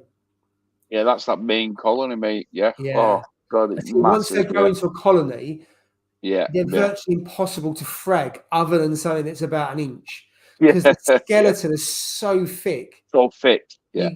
That's what takes up the most. That's what takes up the majority of it. Yeah. I had to drain the that's water what down. takes up the majority of it, for sure. You know, like, because, you know, the majority of the consumption of the alkalinity in my tank is probably going on that stylo, to be fair, because it's like a tree. The trunk of it is absolutely massive, you know, at the bottom of it. So, yeah, I would assume that it would be that, but I totally agree. And the only thing with stylos is where they, you know, once they grow into like a big colony like mine, the underside of it, it all starts to turn white, you know, because it's not getting the light. So it's like, it's not dying, but it's just like, it just goes white, and that's one thing you don't like. Then you want something to cover it, you know, like grow over it, so you can't see it. But I mean, that's just part of it growing. You know what I mean? But yeah, they are nice, to be fair. Yeah, no, absolutely. I know what you mean. Also, Cheeto consumes iodine, apparently. Yeah, that's what I've heard as well. That's one of the reasons why I dose all for reef in the 170, because when you're putting in, obviously, your alkalinity, you got the trace elements going in as well. But yeah, I used to dose iodine when I had a refugium, and I just closed it down because I didn't need it. But I used to dose iodine for that reason. Yeah, will consume minor trace elements. It's a common NG reef. I treated 3 zoas with H2O2 to get rid of some hair algae. 2 it treated a tree. 3rd one just melted away. Yeah, that's the thing with zoas. They can just melt away. I've had it before where I've just cut. There was some zoas on a frag plug. Come down the next morning, lights go on. They're just a frag plug. So that does happen with them. So the one true thing mentioned on YouTube is that everyone's tank is different. Absolutely. Yeah. The number of times you see arguments on predominantly Facebook when people are saying you need to do it this way, you need to do it that way, and in fact, sometimes they're just totally wrong, and other times they're all right. But it just depends on the tank for sure. So yeah, absolutely, John. Right. Yeah, that's why they're underrated. Low, they were tight. They're stunning. I hate to see them long and thin. Also, I found I had a colony and it was surrounded by other corals and it lost its shape. I then grew out some on the sand bed so it had flow from all the way around, and it turned into a beautifully symmetrical shape like that. Yeah. Absolutely fantastic. And I find that, especially with SPS, if they haven't got anything around them, the shape on them are far better than if they've got other corals around them and they're competing for space. They just look much better when they're. So I can see why people put them on a branching rock and then they just grow them from there, because I think they keep their shape better. Yeah, definitely. Best success achievement in the hobby. Steve, I come to you first. To me? Yeah, what's your best success achievement in the hobby? Simple, mate. Keeping my tank going all this time. That's it. That's enrolled into one, mate. Even though I studied and I researched it for 18 months, the reality of it was, remember, this was my first tank. I didn't have a, tropical. I had a goldfish that won off the fair. You know what I mean? That's what I had, mate. So it was like, it was not, I never had any fish, any tanks whatsoever. You know what I mean? So obviously I knew, like, investing, when I was going to invest my money into like the 170 that I had originally, it was like, it was a do or die. I had to do it because I was minding the missus. The missus gave me the go ahead, and then it was like 1,300 quid. That was just for the tank and the light and then everything else comes up. This is what they always say, don't they? Buying the tank is the cheapest thing. Buying everything else around it. You know what I mean? And I knew that I was going to be pumping quite a bit of money into it, and I thought, I need to make this work. Now, the reality of it was, I thought I would make it work, but deep down, I thought, what happens if it doesn't, and I end up selling it? You know what I mean? Then I'm just I'll never ever like live it down. You know what I mean? So, but in the end, thankfully, I've not had much bad luck, to be fair, with my tank. I've been very, very fortunate. You know what I mean? Yeah, touch wood. Been very, very fortunate. You know, with it and stuff. I've had a bit of algae and some cyano and like I said, dinos a little bit, but nothing to the point where you do see some people where they struggle. Like you said, like Gareth said, that he was struggling for ages and ages with this. But I mean, I've just been very blessed that I've been managed to be able to keep it going for so long. You know what I mean? It's coming on to 5 years now. So in fact, actually, it's over 5 years now. I think it's over 5 years, this tank now. So yeah, keeping a sustainable tank going for 5 years, that's my best achievement, to be fair. So yeah, Gareth, coming to you. I think my biggest achievement is having the balls finally, after 2-3 years of researching marine, to actually go, yeah, I'm gonna get rid of all my Malawis and that, which I love to pieces, and take the plunge, basically. And I wouldn't go back to tropical now, even though it was very tempting when I first begun the hobby. I think marine's just so much better. Don't get me wrong, I do love a good planted tank on Instagram and stuff like that, and I have had a planted tank and that, but it's just something about marine.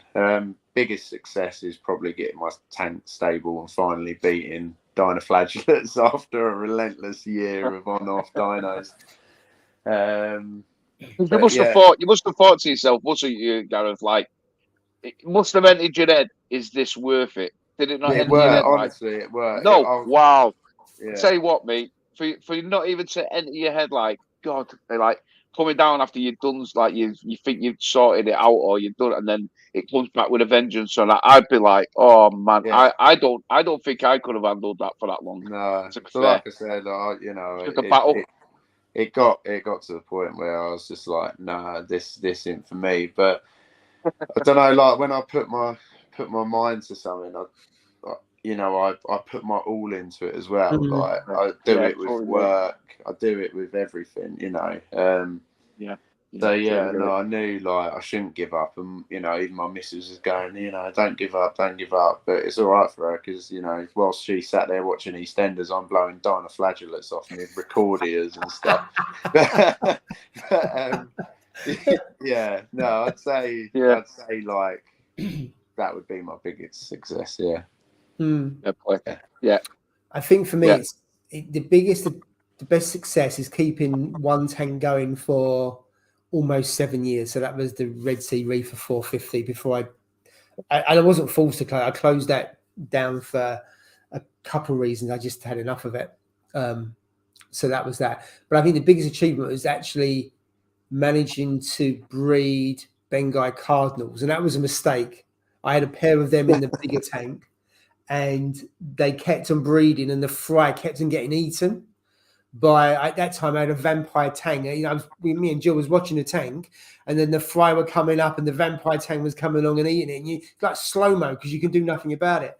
So then we put all like spikes and things like that, like they, you know, so they could hide in and things like that. And managed to rear 6 of them, and I've still got one of them today. So that's probably the biggest achievement, to actually see those 3 fry into adulthood.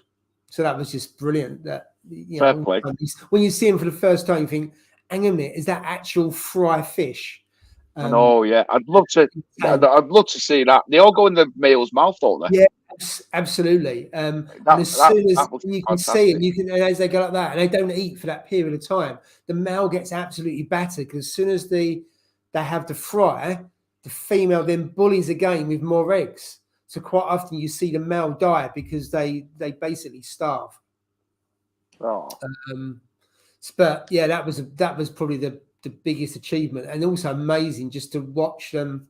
And then I had to culture like brine shrimp, and you just, you know, are they getting enough thing? The tank was nice and mature, so they must have been eating just copepods and brine shrimp and other things that were in the tank anyway, and critters.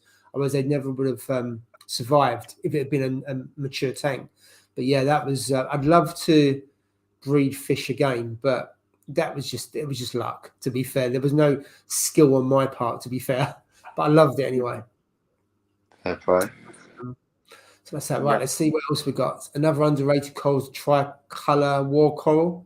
Yeah, I mean, I've got a normal war coral, and they're pretty good. It's really good for a starter and add some decent color, but yeah. What else we got? Knowledge gained is a great achievement. Absolutely. Because I mean, Steve, you researched for about 18 months, didn't you? Before 18 months, yeah.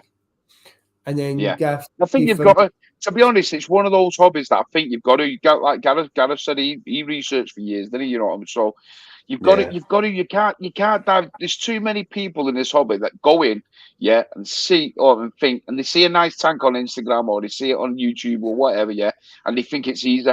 That's what they actually think. They think it's easy, without doing any. Because to be honest, I was one of those naive people thinking it's not going to be easy. But I thought, I reckon I could do this. But it was only when you started reading about the nitrogen cycle and what ammonia does and what nitrate does, and nitrite. And I was like, oh my God, I figured I should have done better in science at my GCSEs. You know what I mean? That's what I was thinking at first. I thought, I don't think I can do this. You know what I mean? But then once I started reading into it, and then, like you said, I bought more books, and I've got loads of books here, on things, and reading more and more on which fish should go with which fish, and then and then I just started to get to know it, you know what I mean? And in the end, I was like, right, well, I've got to commit now, because if I don't commit now, it's going to be one of those ones where I'm just going to sit back and then probably never even bother. And that's when I went, and that's when I went all out for it, mate. You know what I mean? But like John said, knowledge. The more you can learn, and I'm learning in this hobby all the time, mate. You know what I mean? Same. All the time. Somebody, even on like reef to reef forums or on Facebook forums and stuff, somebody will say something, and I'll go, freaking hell, I didn't even know that. You know what I mean? And you're just learning all the time, little bits, you know what I mean, points, and anything you can soak up from people who's got more knowledge than you, or learn, he's been in a hobby more. That's what you got to do, mate, because it just makes it easier for you then when you set up your tank. You know what I mean? That's what I did anyway, and learn off other people. I agree. You do learn all the time. I mean, this is probably, in total, this is probably the 10th different tank I've set up. Yeah. And this one has been the hardest because of the algae and everything else. And I talked about it a lot last week. I've never experienced the algae outbreak and everything on any of the tanks before. And certainly the previous two that I've gone, I've done exactly the same.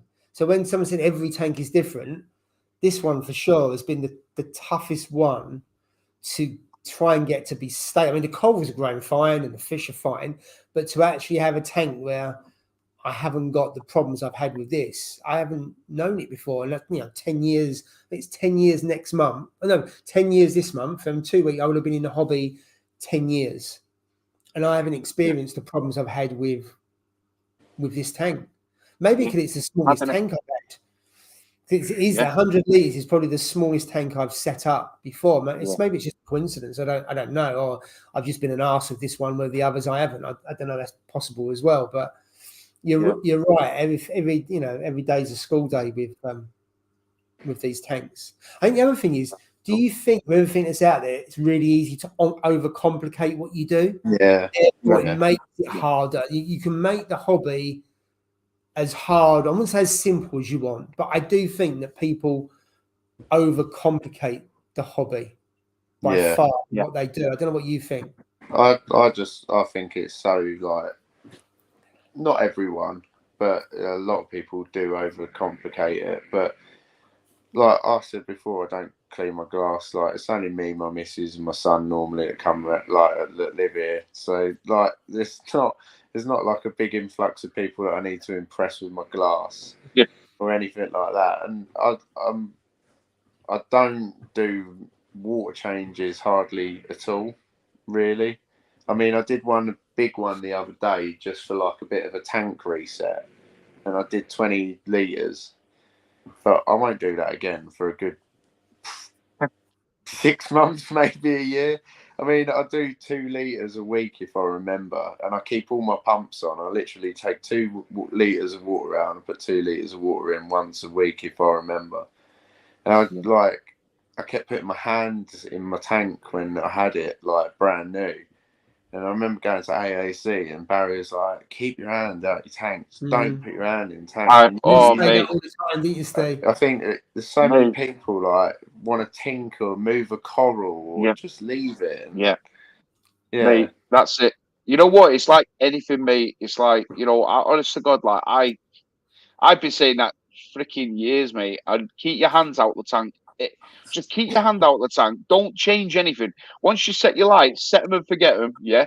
Once you float, set your float, set them and forget them, and just leave your corals to do what they need to do, and that's it, mate. Yeah. I say all the time to people when they, when people have come down them and they bought frags off me and they've gone, God, how do you get your coral?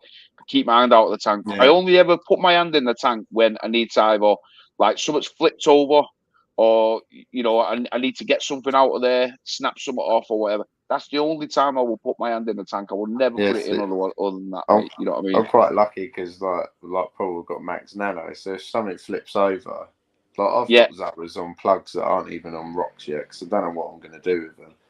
I just put a long base to you put the tongues in, and just flip them over that, because I don't even want to put my hand in that.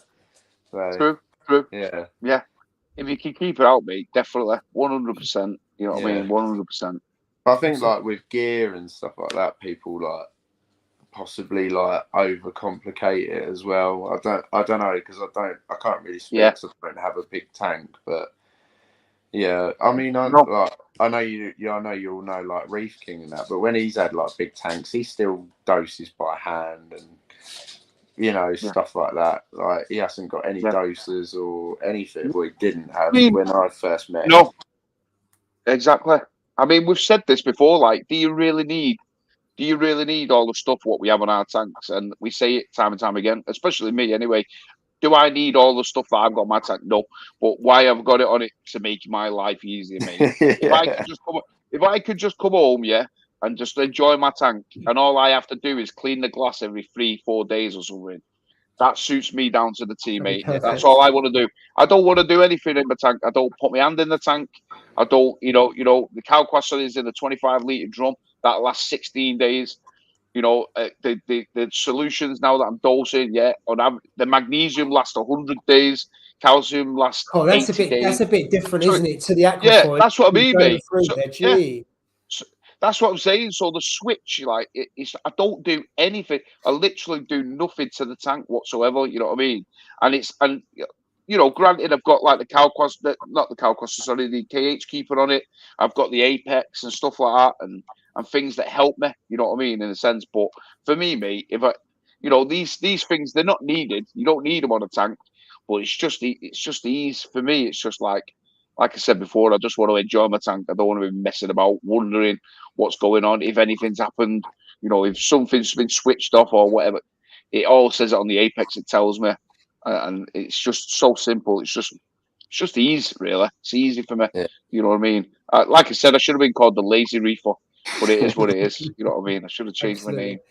Right, just going to go through a few comments. His biggest achievements, John, was buying a yellow tank for 10 quid. Yeah, that is an achievement. That's good. Right, mate. Absolutely. I'll buy it off you 20 quid. Got a couple of people say Scott is with us. Evening, Scott. A little late. What's good, everyone? Yeah, everyone's good, I think. It's good to see you. Where are we here? Elegance coral. I never had an elegance coral before, I must admit. One that I'd like to get in the future. Love mine up until about 2 weeks ago. Now it's just like a shrunken mess. Oh dear. I don't know what's the matter with it. Yeah. Right. I think they actually salt.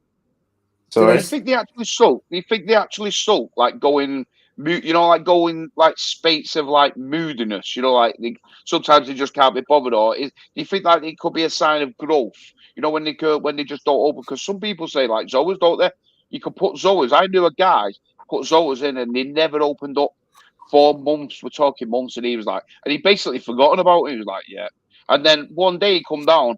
He was called Gareth, yeah. And then one day he come down and every one of them was open. Every one of them, mate. All the ones that he put in, they were not, and yet they'd not open for months. They were just all curled up. You know what I mean? Like, and it's mad. It's like salt. No, like torches can do it, can't they? Yeah, torches can. That like a head can recede when they're going to start splitting, because that actually happened on my gold torch. I started like proper panicking. I'd only had it in my tank about a week or two, and it started like shrinking up, and I was like, oh my god, it's my first torch. I bought a gold torch as my first torch. That says a lot. But I said to AAC, and then within another week or two, the one head gold torch I bought from AAC was then 2 heads. So I'm guessing it was that, but yeah, it could be that with the elegance coral. I don't know. I mean, I questioned it in AAC the other day, and they said feed it with some benepetal reeferoids, move it to low flow, a bit duller light and that, and I've done all of that. But yeah, it's just so lovely. It was huge, absolutely huge. I got it the day after Love to Reef. I saw it in there the day of Love to Reef. And all I kept thinking about that night was this elegance coral, even though I had Jay's Dragon Soul just in my tank. I couldn't get this elegance out of my head, so I had to go back and get it the next day. And it's absolutely fine. But now, you're speaking to Jay too much, you know. It must be. yeah. Oh, mate. Yeah. You do find I've had corals that have sulked for a few days, and then I've just left it and they just come back, and you just don't know if something's irritated it, or as you say, it's just got upset and then it's come back. It's a difficult one because at what point do you decide to change things around? All I know is if it's just one coral that's sulking, I just leave it. Yeah. Because you start messing things around, you start upsetting everything else, and before you know, you've messed around with things too much and you've just blown the tent. Yeah. That's it. Yeah, that's what people do, don't they? Like you said, they see one coral begin to not do its thing, and they panic. Then they set to panic stations, and that start to change. Is it the flow? Oh, should I move it here? Should I do it? And it's just once you just start doing too many things. Is it the light? Is it this, that, and the other? Once you start doing that, it upsets everything else. Then that's why, like for me now, I mean, I've come to the point where obviously my tank's so stocked. It's just like if I see something, I'm like, well, what will be will be. You know what I mean? It is what it is. You know what I mean? And yeah, it just comes up. I'm not going to change anything. I'm not going to figure out because all my parameters are right. Everything's done an ICP test. That's all right. So it's got something to do with that coral. So I'm not going to chase it. You know what I mean? I'm just going to leave it, and then sometimes it turns around, or sometimes it dies, or sometimes it just doesn't come out, whatever it may be. You know what I mean? I mean, I had it with the Duncans not long ago. To be fair, they curled up, and I was like, "What in the hell, Duncans now? For Duncans to curl up, something's not right." And they stayed shut for 2 days. 2 days, mate. Nothing. They did, and I didn't change anything. I just like leave it. It's maybe something's irritating them or something. And then a couple of days later, okay, down. And they were all out again. You know what I mean? Now everyone's on, oh God, what the hell? Let a bit move them. What's going on here? I'm panicked. Yeah. I could have made the whole situation worse, but now they're thriving again. You know what I mean? Yeah. There was nothing. The NEMs are like that. Sometimes a NEM doesn't open for 2 or 3 days. Yeah. And I got one the other day, looked absolutely wrecked. And then next day, it's good as gold. So I've decided on the NEMs, just let them, I feed them once a week. And just let them do their thing. And sometimes they'll sulk, sometimes they look absolutely brilliant, fully extended. And other times one of them just looks like it's going to die and it's just fine. So, I mean, I've got no experience in them other than what I've done this year. And a couple of times I was panicking to begin with. No, just leave them. And they just wander where they want. They just do their own thing. And there's not a lot I can do other than just keep them well fed. But there we go.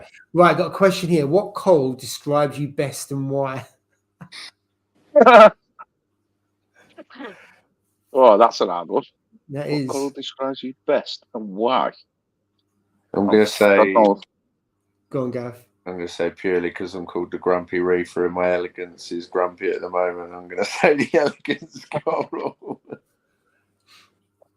I can't think of anything else. So I know I can't think of anything. What coral describes you best and why? God, I haven't got one. I don't know. Right, to be honest, it's an hard one. Mine would have to be. It sulks if the parameters are too high or too low, because as you know, I've got diabetes, and if my blood sugars are too high or my blood sugars are too low, that's not good for me. So I'm trying to think of a coral where it has to be bang on, and if it's not, it sulks. Not that I sulk, but I get really grumpy and not very good if my blood sugar's all over the shop. So whatever corals like that, that would probably best describe me. But there we go. Right, let's see what else we've got to do. But good question, thank you. It's an hard question. Elegance corals suffer with bristle worms. Bury them into them. It's an interesting one. Yeah, I have thought about that, but I've thought about taking it out and dipping it, but then I'm a bit like Steve. If you start moving it about and like, you know, doing stuff to it and that's the only coral, then I'm not that too concerned, you know. But yeah, if it carries on, maybe after a couple of weeks, might give it a dip or something, see if anything comes out. Yeah, fair point. Right, there's a question here. I think my pH is 8.2. pH 8.2. Alk 11, calcium 440, mag 1300. Would I benefit from dosing calc? What do you think, Steve? No, no, not if your KH is 11. There's no point. No. And what about calcium pH 8.2? 8.2. Yeah, 8. Yeah, The only reason for doing it. Sorry, go on. 8.2. 8.2. Yeah, I mean, it might raise it up a little bit, maybe. I mean, like I've said that. Like, I mean, you've seen where my tank is. It's just smack bang in the center of my house. So yeah, you know, it doesn't. You know, I've got a poxy tiny front window, and you know, the back door is obviously at the back. It is quite some way from where the tank is. So I always struggled with pH. I could never, like I said, get above 8. I mean, the very, very rare occasion when I got all the windows open and the back door, it went to 8.04 or something like that. It was just, yeah, I always struggled. But now, like I said, 8.5 never drops below 8.2. So, I mean, maybe your pH will probably raise up, to be honest, John. But you definitely need to reduce your KH because there's a buffer. It'll only go to a certain amount, you know what I mean? And then the 440 calcium, maybe not. But magnesium, I would raise your magnesium. I mean, I always rate my to be honest, I love to err on the higher side of magnesium. So 440, 410, 440. I like. That's I've always tried to run mine at that. To be fair. Magnesium at 1400. 14, 1410 or 1440. I always try and keep mine above 1400. If it ends up going 1500, I don't care. But as long as it's above 14, I usually that's where I go at. And you can keep alkalinity at 11. I mean, it's not many people keep them that high. Oh, you can. I mean, Red Sea with their Red Sea, was it Coral Pro? Yeah, they recommend like I think it's the out of that is 12, is it, or 11? 12.5 like it is, I think. It's really high. Insane. Yeah, I think it depends why you want to dose calc. I mean, you can dose calc, but it's cheap, therefore you won't have to dose so much in terms of calcium or alkalinity. You could buffer your pH up above 8.2. Some people say take it to 8.4. But another thing, just quickly on that, obviously, if you dose in Calquassor, say for instance you would just want to switch to Calquassor. Obviously, I've never seen John's tank, so I don't know. You want to switch the thing. I mean, it will probably depend on how many corals and stuff you've got in your tank, but it will probably run it decent, you know, quite high to be fair. And you could probably run it just on Calquassor, but you'd still need to dose magnesium because obviously it doesn't dose the mag, so you'd still need to dose that anyway. You know what I mean? To be fair, but 11. I would probably just bring that down slightly. I would have thought, but it's. If your tank's stable, you don't want to. Yeah, if your tank's stable, I'd just leave it at that, John. I wouldn't mess around with too much, to be fair. You know what I mean? If you don't need to do something, you don't need to change it, then don't change it. You know what I mean? Don't go chasing numbers. Yeah, I would just leave it the way it is. Yeah, I mean, I found on the floating aquascape the other day, the alkalinity has been running at about 5.8. Yeah, but I got good growth. The corals are looking really good, and so I mean I'm going to bring it up to 7. Just because I've messed up. It's fine, yeah. and it's probably been like 2 or 3 weeks maybe, but the tank is not a lot better now. Of course, there could be a delay and things might die off or whatever, but you know it might have been stable like that for a while, and obviously that's an extreme at the other end. So I'm now just bringing it back up. I think because of the growth, I haven't increased the dosing of overrated. So now I've started increasing the dosing of overrated. It's just where I hadn't tested for about 3 weeks. So that's the other end of it. But I mean, it's not. You wouldn't look at it and think there's a problem with that tank. No. But you never know. Right, let's move on, see what we got. So Mickey Boy's saying Mag's too low. Goniapora took 6 months before it opened. Scott saying worth a mention. Calling to Radicals Aquatics this week while passing. A couple of tanks made by MBM. Yeah, Mickey, I saw that. Was it a cube? It's quite a deep one, isn't it? That's in there that you was making this week. Looked really good. Some of the best tanks seen around. Some love hearts there from Mickey Boy back. And I think, Tom, your tank is from Mickey Boy as well, isn't it? So some good recommendation there. Let's have a look, see what else we got. Yeah, Scott is a bit grumpy at times, and it takes a lot to impress him, to be fair. Only joking, Scott. Right, what else have we got? I've been up there cleaning the big tank up, only been there 30 minutes. I'd be a Frag Monty Poro after you've touched it. It's hard to go, goes patchy like my hair. I mainly dose all for reef. This is unusual, this, because I thought the strength of all for reef is only 8.5 on the alkalinity. So why is his alkalinity 11? But if you it's not 11. But if you keep dosing it, it'll go up though, won't it? Well, I don't think it will. Is it not a maximum like saturation strength where it only goes to 8.5? What you mean after that? It just participates, and therefore you just wouldn't participate. Yeah, I would have thought so. Well, I don't know, because I'm sure it's only 8.5 in that. What, because that's what in that? In max, in max, I'm sure it is, mate. To be fair, I don't know. I'm sure it is, but I mean, it does water changes, doesn't it? So I wonder what salt he's using.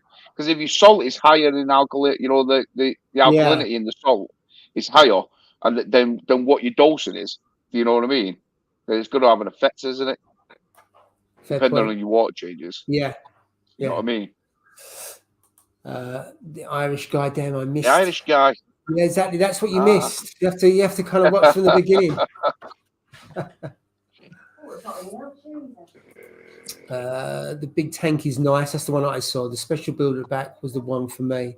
The design idea is next level. I don't think I've seen that one, unless I've missed it on Facebook or Instagram. I'd like to see that. Right, what else have we got? We've got last 6 minutes. What we've got here. If you raise your calcium, you will lower your alk. There was a seesaw effect on calcium and alkalinity. Its calcium was fine when it was 440, so you don't need to raise 440, yeah. Yeah. No. Yeah. There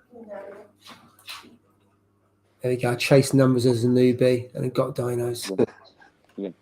That's the thing. I think working within a range is okay because you can just get obsessed with it. So that's a fair point. Outcalc mag NO3. What about the trace elements? They're just as important. I agree. The issue is trying to test them outside of an ICP. And we discussed before. Red Sea do a test kit, don't they? That covers potassium, iodine, and I can't remember the others. And I used to do it. It's such a faff. The one for potassium, you have to pour it through filter paper and all kinds of things. Funnel. Yeah, I know. And I remember buying that. Twice, I didn't do it anymore. It was at that time. Goodness, I don't know if they still do it anymore, but it was a really expensive kit. I'm trying to think what else they tested. It was more than just those two. I thought it was 3 or 4 in total. And in the end, I had the iodine one. Yeah. Oh, mate, that was just a waste of time. That iodine one. Iodine you can't really test for unless you set CP. Exactly. But the trace elements side of things, I don't know if you actually watch his YouTube channel at all, but Inappropriate Reefer, he doesn't really do water changes like you do. He does that moonshiners. So moonshiners is where I'm not really that educated on it. It's only from what I've understood from him. So moonshiners is you don't do water changes.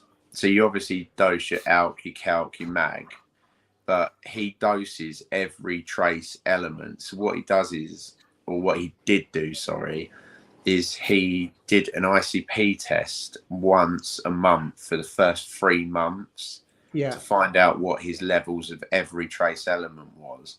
and then after that he doses what he needs into the water. But then he tests once every 3 to 6 months to see if there's any changes. But it's called moonshiners. It's quite seems to be more of an American thing, I think. There's quite a few friends that do it as well. Right. But with what Mickey Boy's saying is that's the whole point of water changes, though, isn't it? I mean, I know you don't do them, Steve, but with water change, you're replacing all them little trace elements that you can't test or dose for, really. So yeah, water changes are important, but then I'm a bit hit and miss with them. So it's one of those. It works for some people, it doesn't work for other people. I mean, I do water changes infrequently, but that's why I like all for reef, because I know that I'm putting those trace elements in as well. When I used to have the big tank, I used to do Red Sea ABC. I also used to put in the trace elements, which is A, B, C, D, and you put that in based on the consumption or what you're dosing from a calcium perspective. So it wasn't an exact science, but really easy to follow. So whatever you was dosing, I think on a daily basis on calcium, you would dose weekly on the trace elements.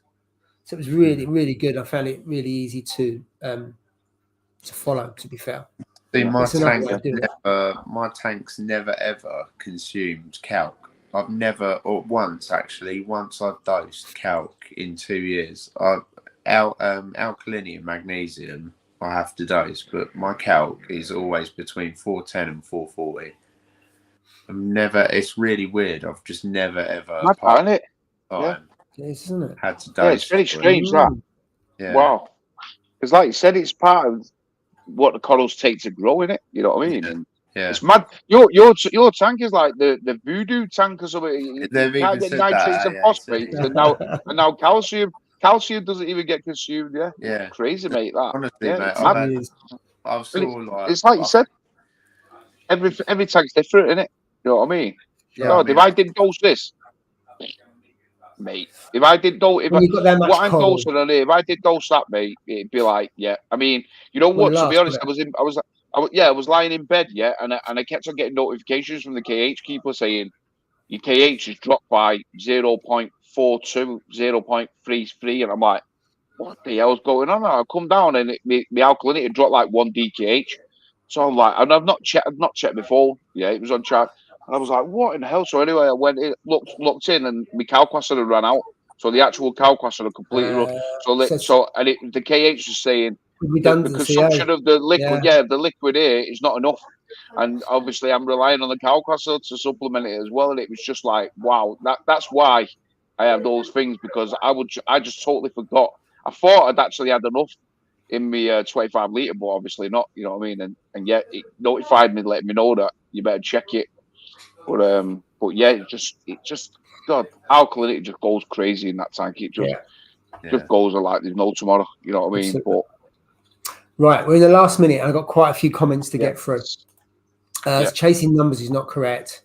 Watch coral. People stop spending 20 minutes a day watching tank. It must be a rule. Yeah. I built my tank, and Red Sea copied the idea of Eurobrace inbuilt frag tank. If I went for a new system, it would be that setup. It must be the one that Mickey Boy has. All I hear is my levels are perfect, but all I think is about the 5. Yeah, fair point. Yeah. It's a bit like on ROs, isn't it? You say that the TDS is 0. But if you think about it, you just look at the TDS, you don't know what else is coming through in that water. It's the same thing. I mean, you can silicates and you can take that out, and obviously you've got carbon and things like that, but you really don't know what's going through into your RO. Maybe I'm colorblind. I use Tropic Marine Pro Salt. I'm dosing all for reef. Outfloats between 8.9 and 9.1. Scott is saying he'd be pulsing Xenia. Gets everywhere and next to impossible to shift. Can't argue with that one, Scott. Has anyone made their own food before? Right. I tell you what, we haven't got enough time to do this one. And do you know what? I think someone asked a question last week and we didn't cover it off. So next week, Steve, we've got 2 questions to cover off. One from last week and this one, because I can imagine you're biting at the bit to get into that question, but we'll cover that off next week. Sorry, Tom. Check my channel out. Yeah. Right. I know the tank you mean now. Oh yeah, there we go. Mogsy's done a video on it. ICP or large water. I think they're completely different. I think you'd have to if in doubt, do an ICP. Because you might have, I mean, large water change may well correct some of it, but it won't necessarily point you in the right direction. It may not solve the problem long term. Because you might have to be honest, it won't sort it out. Exactly. Yeah.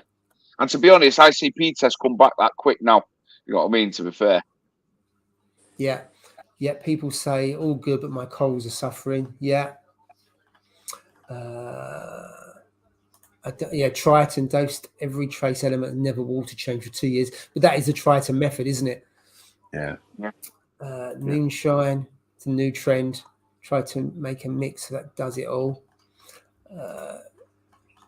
Our pleasure, John. Right, I'm coming to the end. I think we have covered everything. Yes, we have, more or less. And apologies if I've missed any of the comments tonight. Thank you for everyone who's been with us tonight. Thank you for your comments and great questions in there, especially from Tom. So thank you for that. Thank you for being with us, Gareth. It's been a pleasure having you with us. Hope my debut wasn't too bad. Yeah, no, it's brilliant. Thank you very much. I've had to move, but I've been up until about 10 minutes ago, I've been battling a puppy that was chewing my hand and my arm. So we didn't notice some of the things you camera was going all over the shop. Professional as much as I could.